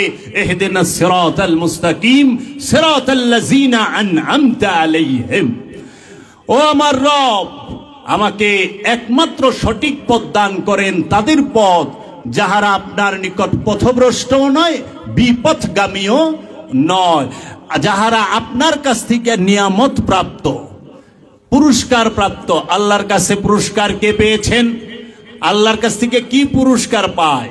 আল্লাহর দিদার হচ্ছে সবচেয়ে বড় পুরস্কার। এই জগতের সবচেয়ে বড় পুরস্কার কি? আল্লাহর দিদার, রবের দিদার। জান্নাত এটা সবচেয়ে বড় পুরস্কার নয়, সবচেয়ে বড় পুরস্কার হচ্ছে রবের দিদার। তাই রবের দিদার হচ্ছে পুরস্কার। এই রবের দিদার কে পায়? রসুলগণ। আনামাল্লাহু আলান নবিয়িনা ওয়াস সিদ্দিকিনা ওয়াস শুহাদায়ে ওয়াস সালিহিন। আল্লাহর রবের পুরস্কার পায় কে? নবীগণ, রসুলগণ, সিদ্দিকিন, সালিহিন, শুহাদা, ইনারা। তাই বাবা জান, আমরা কি করব? এই মেরাজ শরীফে আমরা যাওয়ার জন্য, মেরাজ যেন আমাদের মধ্যে হয়, তার জন্য আমরা আল্লাহর আব্দুহুর দিদারের আশা করব। সেই আব্দুহু থেকে সলাতের শিক্ষা নিয়ে, সিয়ামের শিক্ষা নিয়ে, হজের শিক্ষা নিয়ে, কুরবানির শিক্ষা নিয়ে, যাকাতের শিক্ষা নিয়ে, আমলে সালেহার শিক্ষা নিয়ে আমরা যেন ওই আব্দুহুর মাধ্যমেই আমরা সেই মেরাজ শরীফে যাওয়ার মতো রহমত প্রাপ্ত হই, নিয়ামত প্রাপ্ত হই। দেখুন, মেরাজ শরীফে গিয়ে 5 ওয়াক্ত নামাজ নিয়ে আসলেন। সমাজে প্রচলিত বলা হয় না 50 ওয়াক্ত থেকে 5 ওয়াক্ত। এখন যদি জিজ্ঞেস করা হয় এটা কোথায় পাইলেন, জানেন এটা সর্বপ্রথম কে বর্ণনা করে? যিনি বর্ণনা করে তার নাম আল্লামা জামাখশুরি। তার তাফসিরের নাম তাফসিরে কাশাফ। আল্লামা জামাখশুরি ছিলেন মুতাজিলা ফিরকার একজন অনুসারী। আপনি একটু চিন্তা করেন তো, আল্লাহকে দেখার পরে, রবকে দেখার পরে আপনার কাছে যদি রোগের কথা মনে পড়ে আপনার, তাহলে আপনার কাছে কি আল্লাহ বড় না রোগ বড়? হ্যাঁ, আল্লাহ বড় না রোগ বড়? আল্লাহর দিদার পাওয়ার পরে, রসুলের দিদার পাওয়ার পরে রসুলের কাছে যায় যে বলে আমার সবচেয়ে বড় রোগ, তার কাছে রসুলের দিদার বড় না রোগ বড়? বাবা, আল্লাহর না, তার কাছে রোগ বড়। যে আল্লাহর সামনে যায় অভাবের কথা কয়, তার কাছে আল্লাহর থেকে অভাবটা বড়। কারণ সে যদি তার কাছে আল্লাহর দিদারটা সবচেয়ে বড় হইতো, তাহলে সে কিন্তু আল্লাহকে ওই অভাবের কথা বলতে পারতো না, আল্লাহরে দেখে সব ভুলে যাইব। আল্লাহরে দেখলে কিছু মনে থাকে? আরে জান্নাতি জান্নাত ভুলে যাবে আল্লাহর এক নজর এক ঝলক দিদার প্রাপ্তির পরে। এটা হাদিস শরীফেও আছে, জান্নাতীরা যখন রবের একটা ঝলক দেখবেন তখন জান্নাতটাও ভুলে যাইব। এক ঝলক কাফি হ্যায় উমর ভর কে লিয়ে। আল্লাহর দিদার প্রাপ্তির পরে পৃথিবীতে কোনো ওলি আল্লাহ তার ঘর সংসারের কথা মনে রাখে নাই, সহায় সম্পদের কথা মনে রাখে নাই, আমার চোখে পড়ে নাই। এর জন্য দেখবেন অনেক ওলি আল্লাহ সংসারেও ছিল কিন্তু না থাকার মতো, আবার অনেক আলী আল্লাহ মজ্জুব হালে তারা সংসার থেকে ঘর থেকে বের হইয়া পোশাক আশাক অনেক সময় ছাইরা দিছে, তারা তাদের মতো মস্ত হালে রয়েছে। কিন্তু বিশ্বাস করেন ওই মজ্জুব যাহা চাইছে আল্লাহ তাহাই কইরা দিছে, ওই মজ্জুব যদি চাইছে তাহাই করে দিছে। এমনও দেখা গেছে অনেক আল্লাহর ওলিদের কবর মুবারক ভেঙে যাওয়ার পরও তাদের দেহটা পর্যন্ত মাটিতে খায় নাই, কারণ তারা কামালিয়াত হাসিল করেছেন, আল্লাহর বান্দায় পরিণত হয়েছেন। বাবাজান 50 ওয়াক্ত নামাজের কথা কয়ে আমার আগের বক্তা ছেড়ে দিয়েছিলেন। 50 ওয়াক্ত নামাজ আল্লাহ রব্বুল আলামিন দিলেন কোথা থেকে? মেরাজ শরীফ থেকে নিয়ে আসলেন। মেরাজের সবচেয়ে বড় ঘটনা বলে এইটা, আল্লাহ রব্বুল আলামিনের হাবিব মেরাজ শরীফে গেলেন। কোথায়? লামাকানে। লামাকানে যাওয়ার পরে 27.5 বছর রবের সাথে দিদারের পরে, রবের মেহমানদারি গ্রহণ করার পরে, রবের সাথে কথা বার্তা, প্রেম মহব্বত ভালোবাসা সব হওয়ার পরে আল্লাহ রব্বুল আলামিন বললেন, হাবিব আপনি যখন যাবেন, আল্লাহর রসুলকে উপহার হিসেবে 50 ওয়াক্ত নামাজ দিয়ে দিলেন, তাই না? নামাজ 50 ওয়াক্ত নিয়ে যখন আসতেছিলেন আল্লাহর হাবিব পৃথিবীর দিকে, তখন পঞ্চম আসমানে বলা হয় যে হযরত মূসা কালিমুল্লাহ আলাইহিস সালাতু ওয়াস সালামের সাথে আল্লাহর হাবিবের দেখা। মূসা কালিমুল্লাহ আলাইহিস সালাতু ওয়াস সালাম বললেন, ইয়া রাসূলুল্লাহ আপনি কি নিয়ে যাচ্ছেন? তখন বলল যে আল্লাহ আপনাকে কি দিল? 50 ওয়াক্ত নামাজ দিছে। তখন মূসা কালিমুল্লাহ বললেন যে আপনার উম্মত তো দুর্বল, তাহারা তো পারবে না, কারণ আমার উম্মতরাই অনেক শক্তিশালী ছিল, তারা পারে নাই, পারবে না আপনার উম্মত, আপনি আরো কমাই নিয়ে আসেন। এটার বিস্তারিত আমি বলতে পারি কিন্তু সময় স্বল্প, ছোট করেই বলবো। আবার আল্লাহর হাবিব চলে গেলেন লামাকানে। আল্লাহ রব্বুল আলামিন তো লামাকান ছাড়া নিচে আসেন না। আল্লাহ রব্বুল আলামিন গেলেন, আল্লাহ রব্বুল আলামিনের কাছে রাহমাতাল লিল আলামিন গেলেন যে কমায়া দেন। আল্লাহ রব্বুল আলামিন 5 ওয়াক্ত কমায় দিলেন, 45 ওয়াক্ত দিলেন। রাহমাতাল লিল আলামিন নিয়ে আসলেন আবার সেই মূসা নবী। সপ্তম আসমান এবং ষষ্ঠ আসমানে যে নবী আলাইহিস সালাতু ওয়াস সালামরা ছিলেন তাদের সাথে কিন্তু দেখা হয় নাই, শুধু পঞ্চম আসমানে মূসা নবীর সাথেই দেখা হয়। 9 বার এইরকম আপ এন্ড ডাউন হয়েছে, বারবার যাতায়াত করছে। আল্লাহ 5 ওয়াক্ত কইরা কমায়া 45 কমায়া 5 দিছে। 45 কমায়া 5 দেওয়ার পরে বলে দিয়েছেন 5 ওয়াক্ত পড়লেই 50 ওয়াক্তের সওয়াব পাবেন। তো এখন কথা হইল যে রাহমাতাল লিল আলামিনকে এখানে একটু জানার জন্য যে রাহমাতাল লিল আলামিনকে প্রশ্ন করার মতো শক্তি কি মূসা কালিমুল্লাহর আছে? উপদেশ দেওয়ার মতো কি ক্ষমতা কি মূসা কালিমুল্লাহর আছে? না। আল্লাহর হাবিব কি জানতেন না যে আমি জাবের 50 ওয়াক্ত নামাজ পড়তে পারুম না? আল্লাহর রসুল জানতে পারলো না, কিন্তু মূসা কালিমুল্লাহ জানলো কিভাবে যে জাবের 50 ওয়াক্ত নামাজ পড়তে পারবো না, কমাই নিয়ে যাইতে হইব, জাবের দুর্বল। মূসা নবী জানে রসুলের উম্মতের খবর, অথচ রসুল জানে না রসুলের উম্মতের খবর। কিভাবে হয়? এটা কি সূক্ষ্ম চক্রান্ত দেখা যায় না? এইটা একটা সূক্ষ্ম চক্রান্ত উমাইয়া আব্বাসিয়ার রাজবংশের এবং এই ইহুদিদের একটা সূক্ষ্ম চক্রান্ত থাকে। আমার রাহমাতাল লিল আলামিন সরকার দু আলম রাসূল সাল্লাল্লাহু আলাইহি ওয়াসাল্লামকে সূক্ষ্মভাবে ছোট করার জন্য কি যে মূসা নবী থেকে আমার রসুলের জ্ঞান ইলম কম। নাউজুবিল্লাহি মিন যালিক। ইহুদিদের নবী হচ্ছে মুসা নবী। ইহুদিরা এই সূক্ষ্ম চক্রান্ত কইরা আমাদের মুসলমানদের মধ্যে ঢুকিয়ে দিলেন। আর আমাদের মুসলমানদের শ্রদ্ধা আলেম ভাইরা তারা জ্ঞান গবেষণাটা না করে কানে হাত রেখে বলে দিলেন, এই ভাইরাও 50 ওয়াক্তের ফজিলত বর্ণনা করলেন। রোজা বলে 12 মাস দিছিল, কমায় 1 মাস আনছে।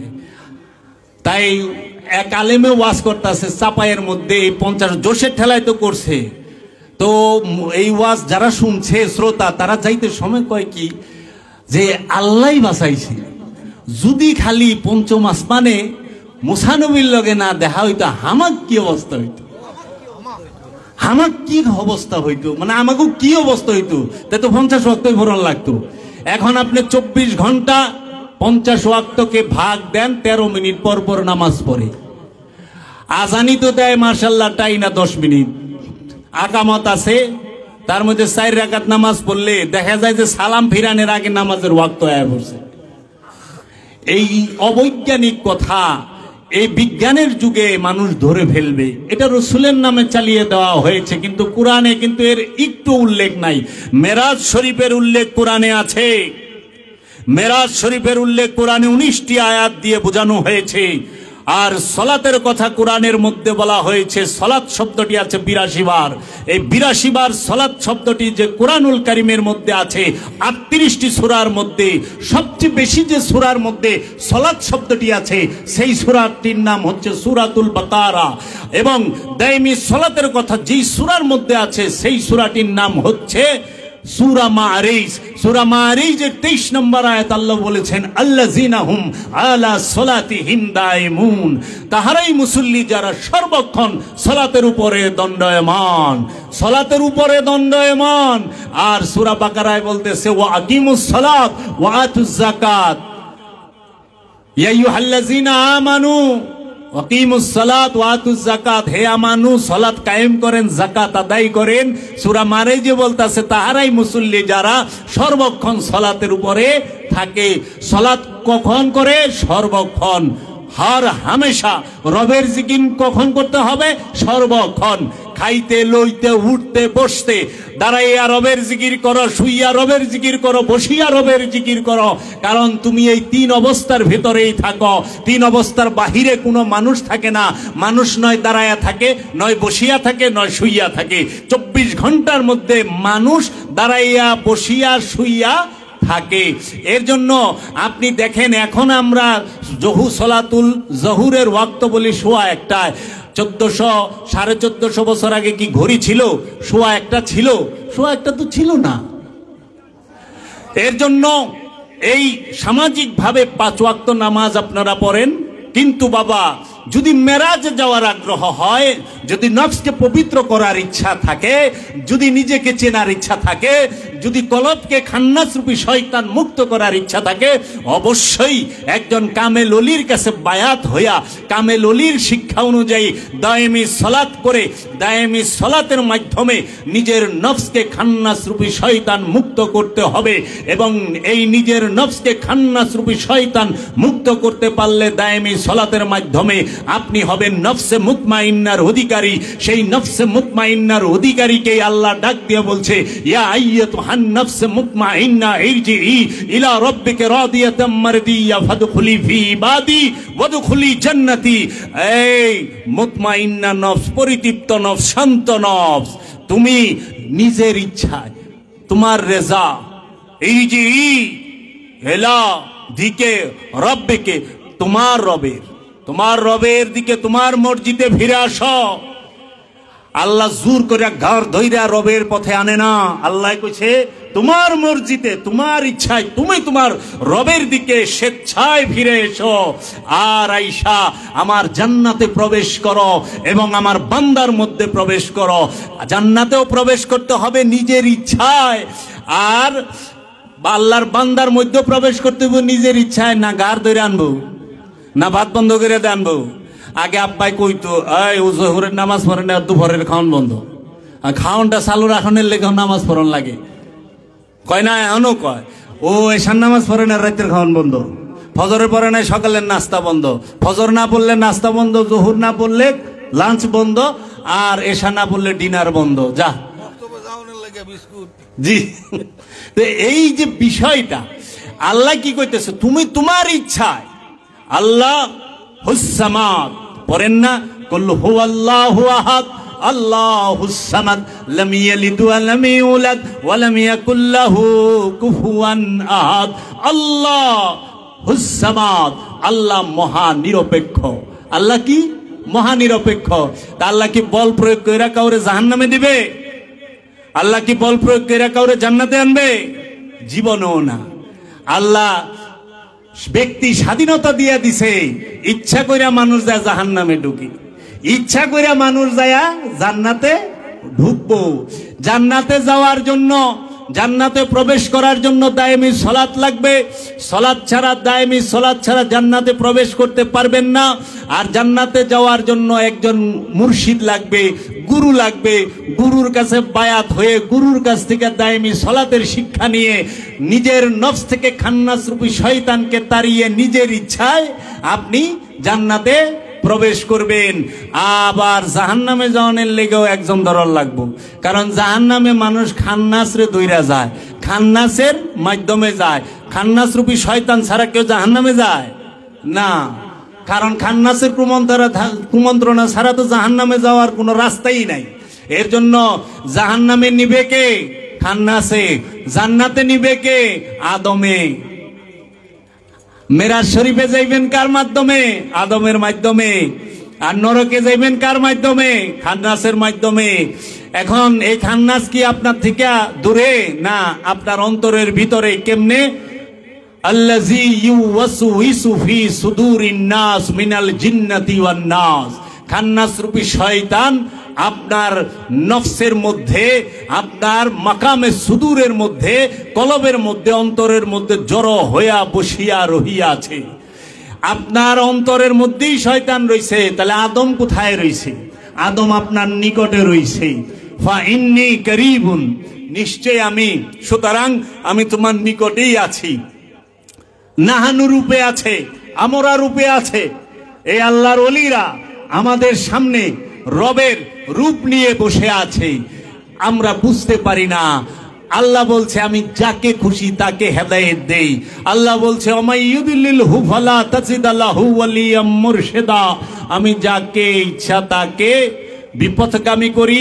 আমি যাকে পথভ্রষ্ট এবং বিপথগামী করেছি তার কপালে কোনো ওলি মুর্শিদ রাখি নাই। এর জন্য যারা ওলি আল্লাহর বিরোধিতা করেন, যারা ওলি আল্লাহ মানেন না, আপনারা বললেন না যে আমরা মানি না। আপনাকে কপালে আল্লাহ জন্মের আগে রাখে নাই, সিল মোহর মাইরা দিছে যে এই যে বস্তা টানবার কইব এইটি আল্লাহ। তখনই বোঝা যাবে যে আল্লাহ সুম্মুন বুকমুন ফাহুম লা ইয়ারজুন কইরা দিছে। সুম্মুন বুকমুন উমিয়ুম ফাহুম লা ইয়ারজুন। আবার আল্লাহ কইয়া দিছে খাতামাল্লাহু আলা কুলুবিহিম, আমি কলবের মধ্যে মোহর মাইরা থইয়া দিছি। মোহর মানে কি? তালা তুলাই থইছে, সিল মাইরা থইছে, লক কইরা থইয়া দিছে, একদম ঢাসা মাইরা তার কাটা প্যারাক গজারি মাইরা থইয়া দিছে। আর ভাইব না, শিশা ডাইলা দিছে, জি ওয়েল্ডিং করে দিছে, বুঝছে তো? কাজী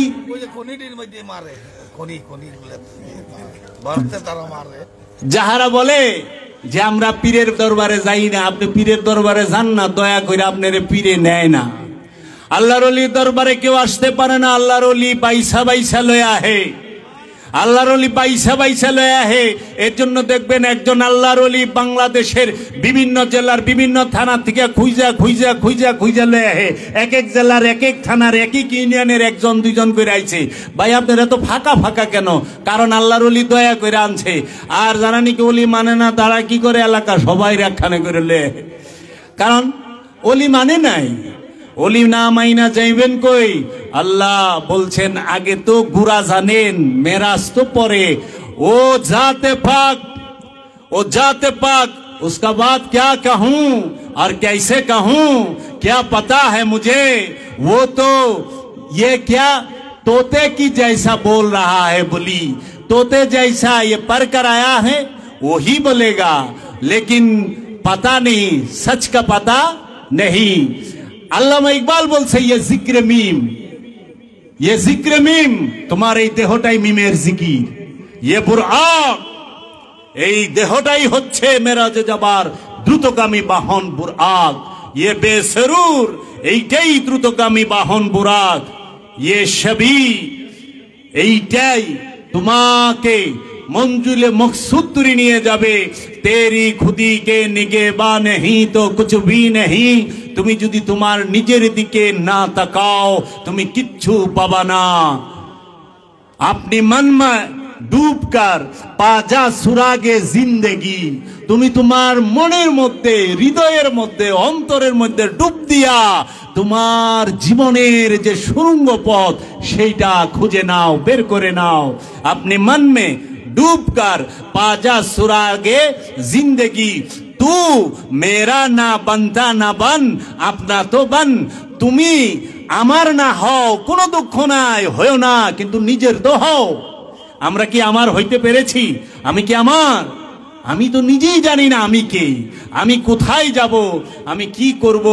আমি সবার চেহারা দেখি, আমার চেহারা দেখি না। আমি সবার চোখ দেখি, আমার চোখ দেখি না। আমি সবার নাক মুখ কান দেখি, নিজের নাক মুখ কান দেখি না। 80টা বছর এই দেহের মধ্যে কে রইল, কে কথা কইল, কে খাইলো, কে শুনলো, কে হাঁটলো চললো, কে ভাবলো চিন্তা করলো, খুঁজি লইলাম না, কিন্তু আমি সব জানি। এই জানার 4 পয়সা দাম আছে? মৃত্যুর কিয়ামতের দিন তো জিগাবে না আনতা আল্লামা ওয়া উলামা, জিগাইব না। কি জিগাইব? ইয়াউমা নাদউ নাসিম বিইমামিহিম,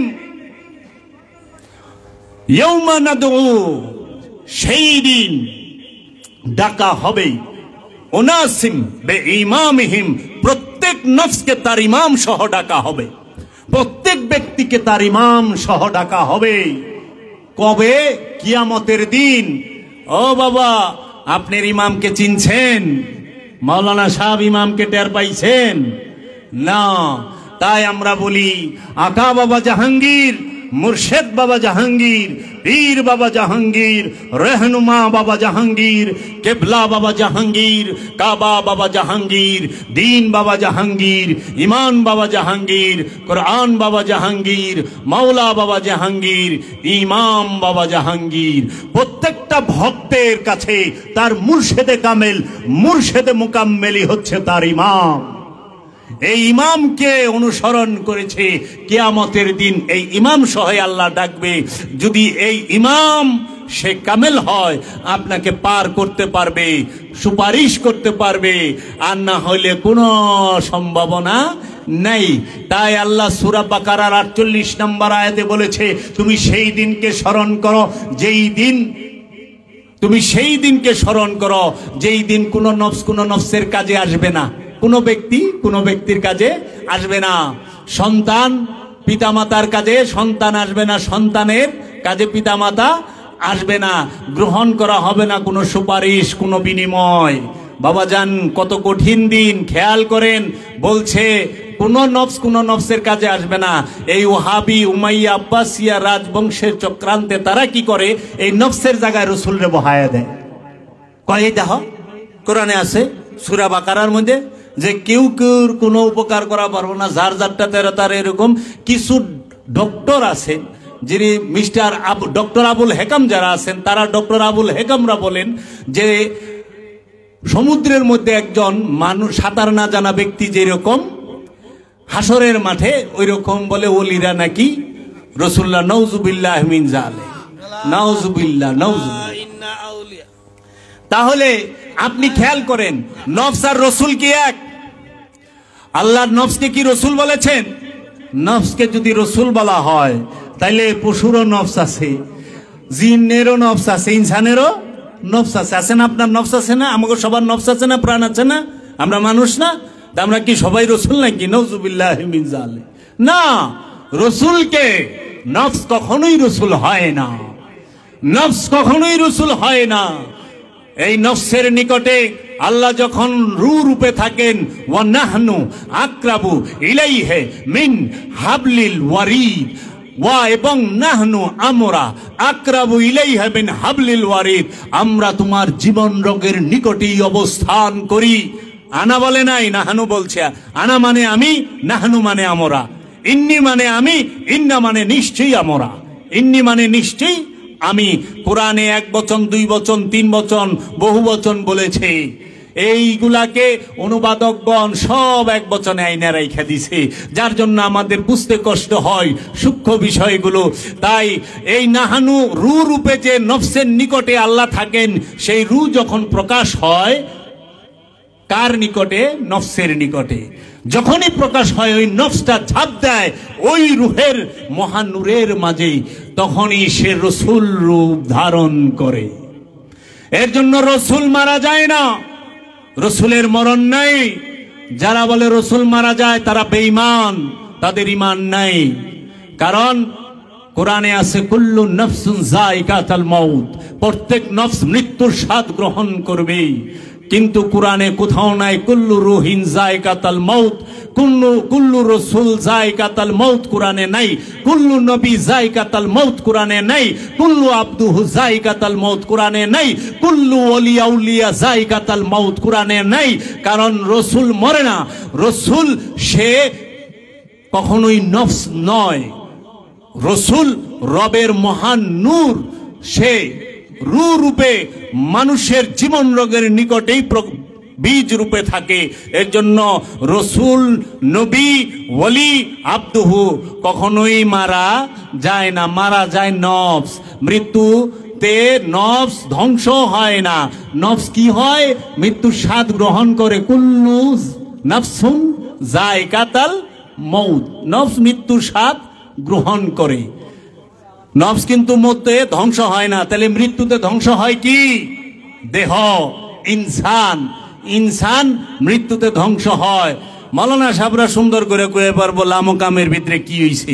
আমি তো নাদান, আমি একদম স্বল্প জ্ঞানী, আমি লামকামের ভিতরে কি হইছে আমরা কয়ে পারি না। এরা তো সব জায়গা থেকে বইয়া কয়ে পারে যে কোন হানে কি হইতেছে।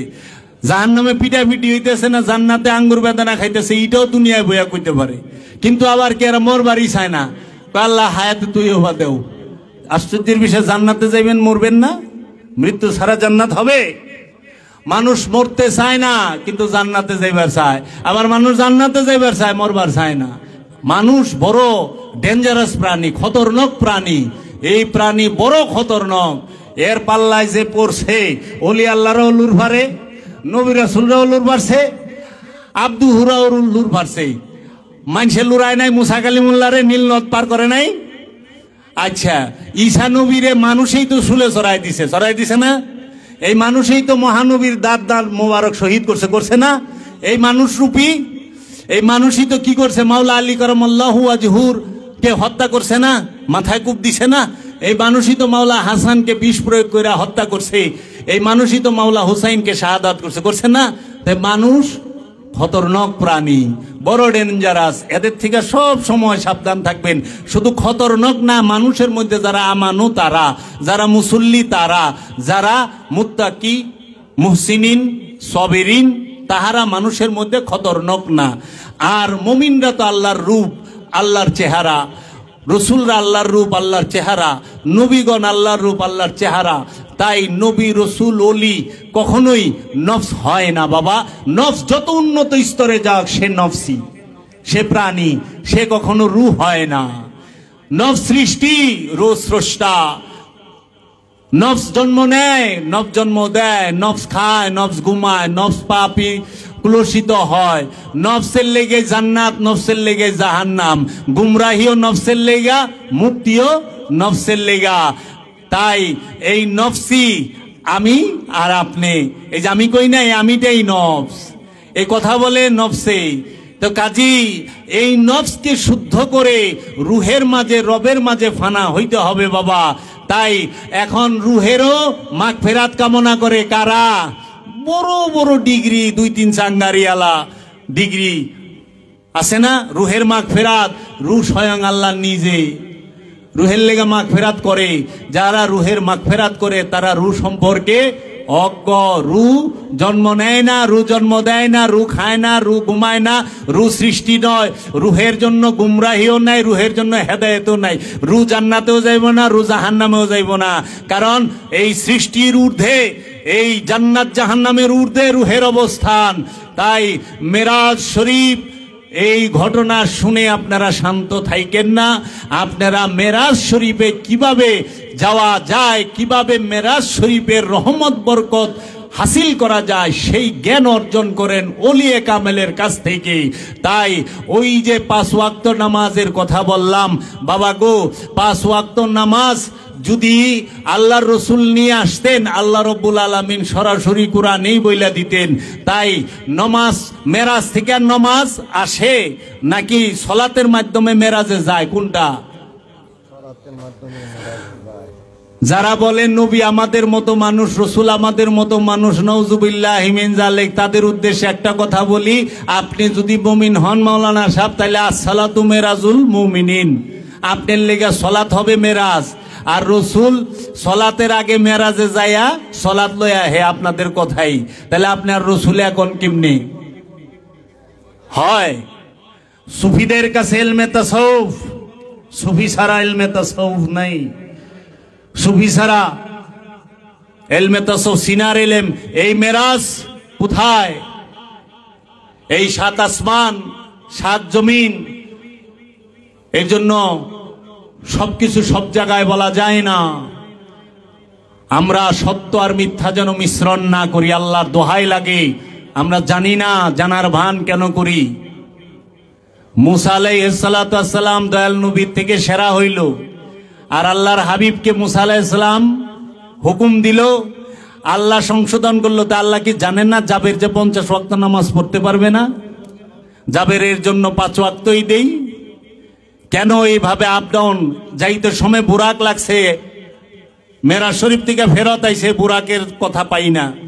আবার মুসা নবীর থেকে যে লামকামে গেল তখনও বুরাক লাগে নাই, কিভাবে গেল? প্রশ্ন আসে না বাবা? 5ম আসমান থেকে 6ষ্ঠ আসমান, 7ম আসমান লামাকান, তাই না? তখন বুরাক লাগছে। এর জন্য আমরা যেন ইহুদিদের সূক্ষ্ম চক্রান্তে না পড়ি। আপনি যায় দেখেন সব জায়গায় রসুলের সাথে দুশ্মনী। আমি কিছু নমুনা বইলা দেই। কোন নবীর সাথে আল্লাহর কথা বলতে জিবরাইল লাগে নাই। কোরআনে 25 জন নবীর বর্ণনা আছে, কোন নবীর সাথে আল্লাহ রাব্বুল আলামিনের কথা বলতে উসিলা লাগছে, জিবরাইল লাগছে না। আমরা তো দেখি সরাসরি বলছে। আর রসুলের বেলায় জিবরাইল লাগবো, সরাসরি আল্লাহ কইয়া পারে নাই। মুসা নবীর মার সাথে আল্লাহ সরাসরি কথা বলছে, ঈসা নবীর মা মারিয়ামের সাথে আল্লাহ সরাসরি কথা বলছে, কোরআন প্রমাণ। কিন্তু মহানবীর মার সাথে আল্লাহ কথা বললো না, একটা হাদিস ভাই নেই। আদম নবীর সাথে আল্লাহ সরাসরি কথা কইল, আজাজিলের সাথে আল্লাহ সরাসরি কথা কইল না যে হে আজাজিল কিসে তোমাকে বারণ করলো, তুমি সেজদা দিলা না? আজাজিল আল্লাহরে কইল আনা খায়রুম মিনহুম হুয়া খালাকতানি মিন তিন আনা খালাকতানি মিন নূর। আল্লাহ আমি আদম থেকে উত্তম, আদম মাটির তৈরি, আমি ধোঁয়াবিহীন আগুনের তৈরি। তাহলে আল্লাহ আজাজিলের সাথেও সরাসরি কথা কইল, আদমের সাথেও সরাসরি কথা কইল, কিন্তু রাহমাতাল লিল আলামিনের সাথে সরাসরি আল্লাহ কথা কইয়া পারলো না, জিবরাইল রে লাগলো। এখন এই জিবরাইল কি ওয়াহাবি এই উমাইয়া আব্বাসিয়া রাজবংশ দিছে না আল্লাহ রাব্বুল আলামিন জিবরাইলকে ফেরেশতা? জিবরাইল তো ফেরেশতা না, ফেরেশতার আরবি মালাইক। জিবরাইল আল্লাহর একটা অন্যতম নাম। মিকাইল, রুহুল আমিন, রুহুল কুদ্দুস, এগুলো আল্লাহর এক এক রূপের নাম। কে কইব? আপনি যা দেখেন জিবরাইল নামটা যে আয়াতে উল্লেখিত তার আগেই কইছে ও মালাইকাতি। মালাইক মালাইকাতি ফেরেশতা এবং ফেরেশতা সমূহ, ওয়া জিবরাইল ওয়া মিকাইল ওয়া ইসরাফিল, যা দেখেন করেন। এর জন্য আল্লাহ রাব্বুল আলামিন নিজে যখন ওহী নিয়ে আগমন করেন তিনি তখন রুহুল আমিন। তিনি আল্লাহ রাব্বুল আলামিন নিজে এসে তার হাবিবকে সাহায্য করে, তিনি তখন রুহুল কুদ্দুস। ঈসা রুহুল্লাহ কি রুহুল কুদ্দুস দিয়া সাহায্য করছে। আর আল্লাহর হাবিব মহানবীর কাছে হেরা পর্বতে রুহুল আমিন আইসা কোরআন দিয়ে গেছে। এর জন্য ফেরেশতাটাই নেন না, কারণ ওই যে আল্লাহর নবীকে সূক্ষ্মভাবে ছোট করার জন্য মর্যাদাকে এরা কি করে, আল্লাহ মুসা নবীর সাথে সরাসরি কথা কইছে, ঈসা নবীর সাথে সরাসরি কথা কইছে, মহানবীর সাথে সরাসরি কথা বলেন নাই, জিবরাইল লাগছে। দেখছেন, এই হইল সূক্ষ্ম চক্রান্ত, এগুলো বের হবে। আর এগুলাই ওনারা মুখস্থ করে মাশাআল্লাহ আমাকে গিলাইছে, আমরাও গিলছি, এখন আমাদের পেট ভরা। জি, আমরা মুক্তি হয়ে গেছি। তা আমি আগে জ্ঞান অর্জন করেন, এর জন্য বাবা সুরেশ্বরী বলেছেন, নূরে হকে হক আছে, হক চিনো আগে, পারো যদি আবাদত করো শেষ ভাগে, না চিনে আবাদত করিবে কাহার, ভূতের বন্দিগি হবে, হবে না খোদার। না বলো খোদার নাম, না বলো রসুল, পীর মুখে এক নামে বোলাও কেবল, তব জন্য পীর যদি করে আরাধন, তবেই তো সন্তুষ্ট হবে প্রভু নিরঞ্জন। ভক্তিতেই সিদ্ধ হবে মনের বাসনা, ভক্তিতেই পূর্ণ হবে নানা উপাসনা, ভক্তিতেই তৃণকূটা হইবে পর্বত, ভক্তিতেই দূরে যাবে মনের কল্পত। অভক্তিতে মিথ্যা হয় সত্য গুরুজন, ঘাসে ভক্তি পাবে মুক্তি রুমের কথন। যার মধ্যে আদব নাই, যার মধ্যে ভক্তি নাই, যার মধ্যে মহব্বত প্রেম নাই, সে সুফি বাদে আসবে কি করে? এর জন্য একজন ওলিয়ে কামেলের সামনে, একজন সত্যদ্রষ্টার সামনে হাইরে কথা কইবার লইছে আর মুসরাইবার লইছে, খালি কইব কোন সময়, কইব কোন সময়। কিন্তু এ বুঝেই না যে একটা ওলিয়ে কামেলের সামনে সে সম্পূর্ণ অজ্ঞ এবং অন্ধ।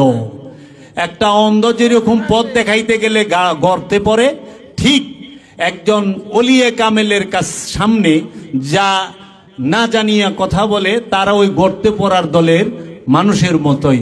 এর জন্য আমি শেষ করব বাবা লালন সাইজির একটি কালাম দিয়ে। বাবা লালন সাইজি বলছিলেন, বেদ বিধির পথ শাস্ত্র কানা, আরেক কানা মন আমার, এসব দেখি কানার হাট বাজার। এক কানা কয় আরেক কানা রে, চলো এবার ভব পারে, নিজে কানা পথ চিনে না, পরকে ডাকে বারংবার, এসব দেখি কানার হাট বাজার। পণ্ডিত কানা অহংকারে, সাধু কানা অন বিচারে, মোরল কানা সুগল খুরে, আন্দাজে এক খুঁটি গেরে, জানে না সীমানা কার, এসব দেখি কানার হাট বাজার। কানায় কানায় ওলামেলা, বুবাতে খায় রসগোল্লা। কারণ কানায় কানায় ওলামেলা দেখতেছেন না, সবানে ওলামেলা, ঠিক কিনা বলেন? জুড়ে কন না কে, কথা কয় না কে? কানায় কানায় ওলামেলা, বুবাতে খায় রসগোল্লা। ওই জঙ্গলে সাধক বুবা হইয়া মুর্শিদের ধ্যানে বইয়া রয়েছে, রসগোল্লা হেই খাইতেছে। কারণ তার মধ্যে সিনার এলেম, তার মধ্যে রহস্যের এলেম আসতেছে তার মুর্শিদের তরফ থেকে। এর জন্য এই কানায় কানায় উলামেলা, যতদিন আমরা এই উলামেলার ভিতরে থাকুম, সত্যের দেখা পাবো না। বর্তমানে কানার হাট বাজারেই ক্রেতা বিক্রেতা বেশি, সত্যের এখানে সব সময় মানুষ কম ছিল। মানুষের সংখ্যা দিয়া সত্য মিথ্যা ভাগ করতে যায়েন না, তাইলে বিপদে পড়বেন। সত্যের সাথে সব সময় মানুষ কম থাকে। মহানবীর সাথে বদরে 313, বিপরীতে 10,000। মহানবীর যিনি দরজা, মহানবীর যিনি মওলা, মহানবীর যিনি এলেমের দরজা, তার সাথেও সিফিনে সংখ্যা কম, মাওলা আলীর বিরুদ্ধে বেশি। যিনি দিন ইমামে হুসাইন, তার সাথে কারবালায় 72, বিপরীতে 33,000। আরো যদি আগে যান, মুসা নবীর সাথে মুসার হারুন, ফেরাউনের সাথে পুরা বাহিনী। ইব্রাহিম খালিলুল্লাহ একা, তার বিপরীতে নমরুদের পুরা বাহিনী। এর জন্য সত্যের সাথে সব সময় সংখ্যা মানুষ কম থাকে, কারণ সত্য যে উলঙ্গ, সত্য যে ধারালো, সত্যের উপরে দাঁড়াইলেই যে কাইটা যায়, সত্যের সাথে থাকলে যে কাইটা যাইব। সত্যের সাথে থাকবেন, গলা কাটবে। সত্যের সাথে থাকবেন, হাত কাটবে। সত্যের সাথে থাকবেন, পা কেটে যাবে। সত্যের সাথে থাকবেন, জীবন ধ্বংস করে দেবে, কেটে দেবে। আপনি খেয়াল করেন আমাদেরকে, আমরা যখন দেখি ইমাম আব্বাস আলমদার সত্যের সাথে মাওলা হুসাইনের সাথে ইয়াজিদ আইসা প্রথমে আব্বাস আলমদারের 2 হাত কাইটা নেয়। আহা, আমরা দেখতে পাই, শিখতে পাই, যখন সত্যের সাথে থাকবা 2 হাত কেটে নেওয়া হবে। আমরা যখন দেখি মাওলা হুসাইনের সাথে, এই সত্যের সাথে আব্বাস আলমদার দাঁড়িয়ে আছে, তখন ইয়াজিদ এসে এই আব্বাস আলমদারের 2 পা কেটে নেবে। সত্যের সাথে থাকলে 2 পা কেটে নেওয়া হবে, সত্যের সাথে থাকলে 2 হাত কেটে নেওয়া হবে। তারপরেও ইয়াজিদ ক্ষান্ত হবে না। এরপরেও ইয়াজিদ এসে সত্যের সাথে কেন আছো, এই অপরাধে তোমার কল্লা কেটে নেওয়া হবে। আব্বাস আলমদারের ঠোঁট মোবারক কেটে নেওয়া হয়েছিল, কল্লা কেটে নেওয়া হয়েছিল। সত্যের সাথে থাকবেন, পিপাসিত থাকতে হবে। সত্যের সাথে থাকবেন, ক্ষুধার্ত থাকতে হবে।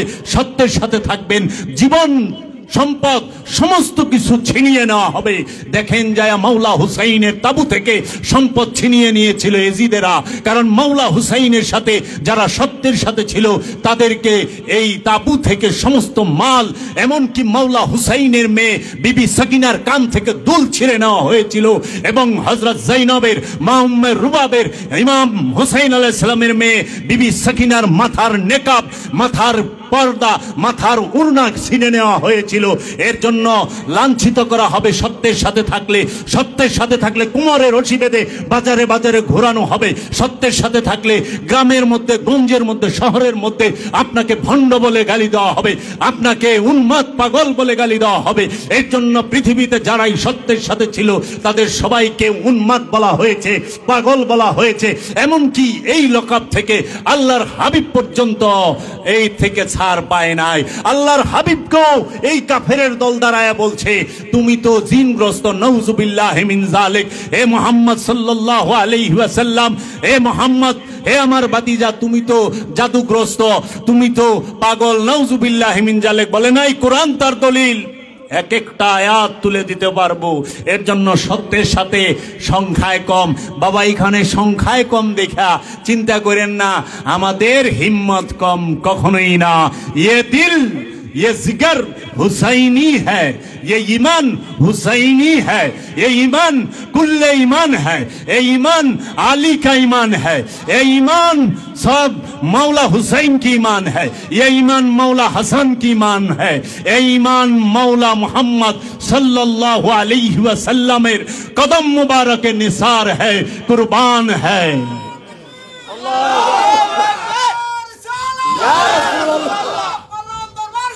जिंदाबाद जिंदाबाद जिंदाबाद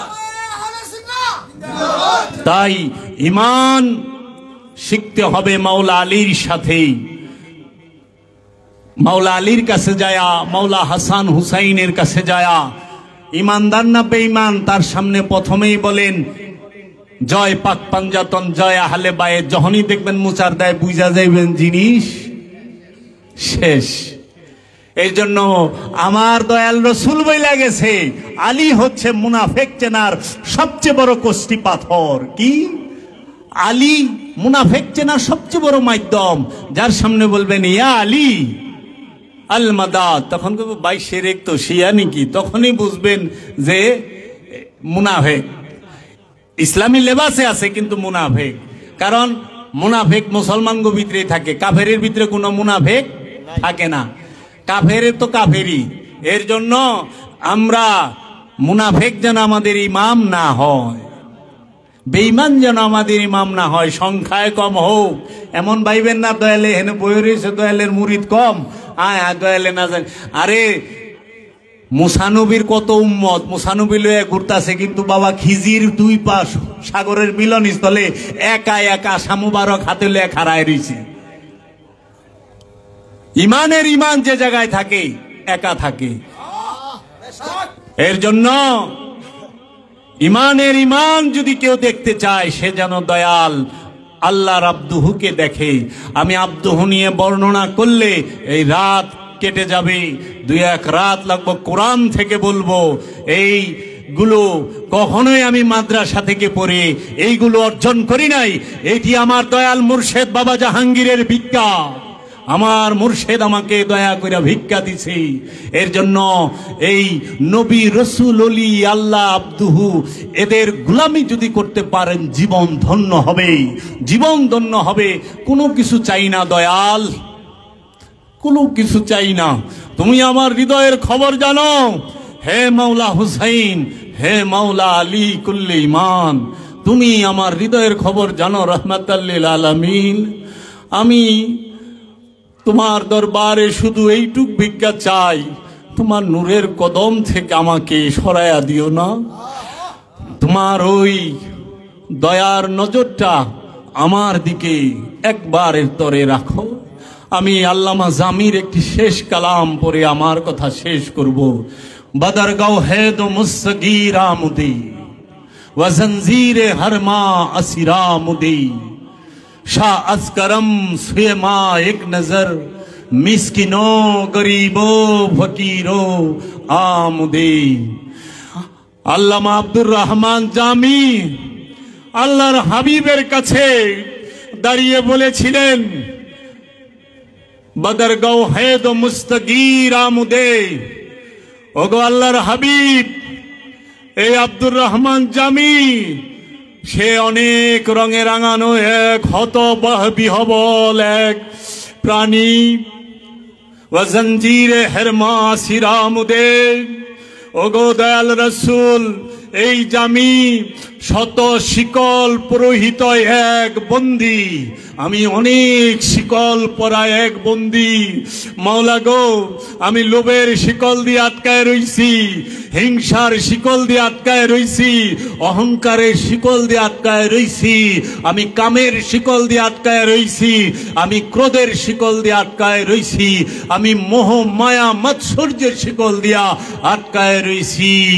আমাকে তুমি শাহ আসকরম, হে মহারাজা ধীরাজ, ওগো রহমাতাল লিল আলামিন, ওগো মুর্শেদে মুকাম্মেল শাহ আসকরম সুয়েমা এক নজর, ওগো দয়াল রসুল, আমার দিকে তোমার দয়ার নজরটা দিয়া একটা বার তাকাও।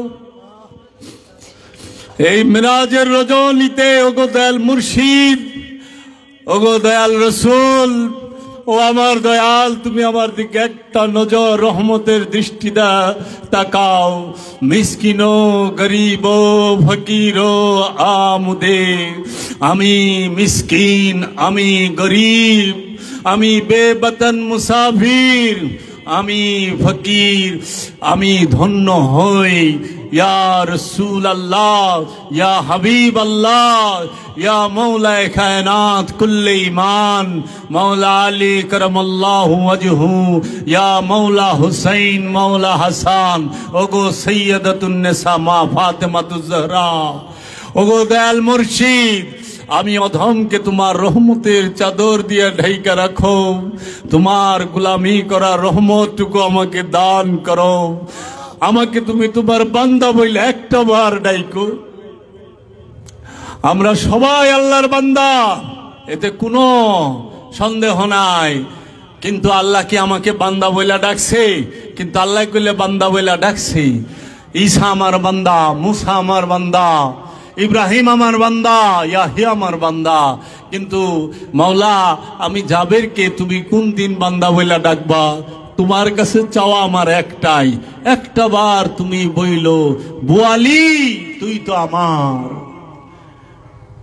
সুলতানুল হিন্দ খাজা গরিবে নওয়াজের অন্যতম প্রধান খলিফা বাবা কুতুবউদ্দিন বখতিয়ার কাকি, তার একনিষ্ঠ ভক্ত বাবা শেখ ফরিদ, বাবা শেখ ফরিদের একনিষ্ঠ ভক্ত বুয়ালি শাহ কালান্দার, তার দয়াল মুর্শিদ বাবা শেখ ফরিদ বলেছিল, বুয়ালি তুই তো আমার। আমাদেরকে যেন আমার মুর্শিদ এইভাবে ডাক দেয়, জাবের তুই তো আমার। আমার জীবন ধন্য। আমি আমার দয়ালের কদমে ফরিয়াদ রেখে এখানেই রাখলাম। আসসালামু আলাইকুম ওয়া রাহমাতুল্লাহি ওয়া বারাকাতুহু। और या मोहम्मद रोज अजल से, या मोहम्मद रोज अजल से मैं तेरा दीवाना।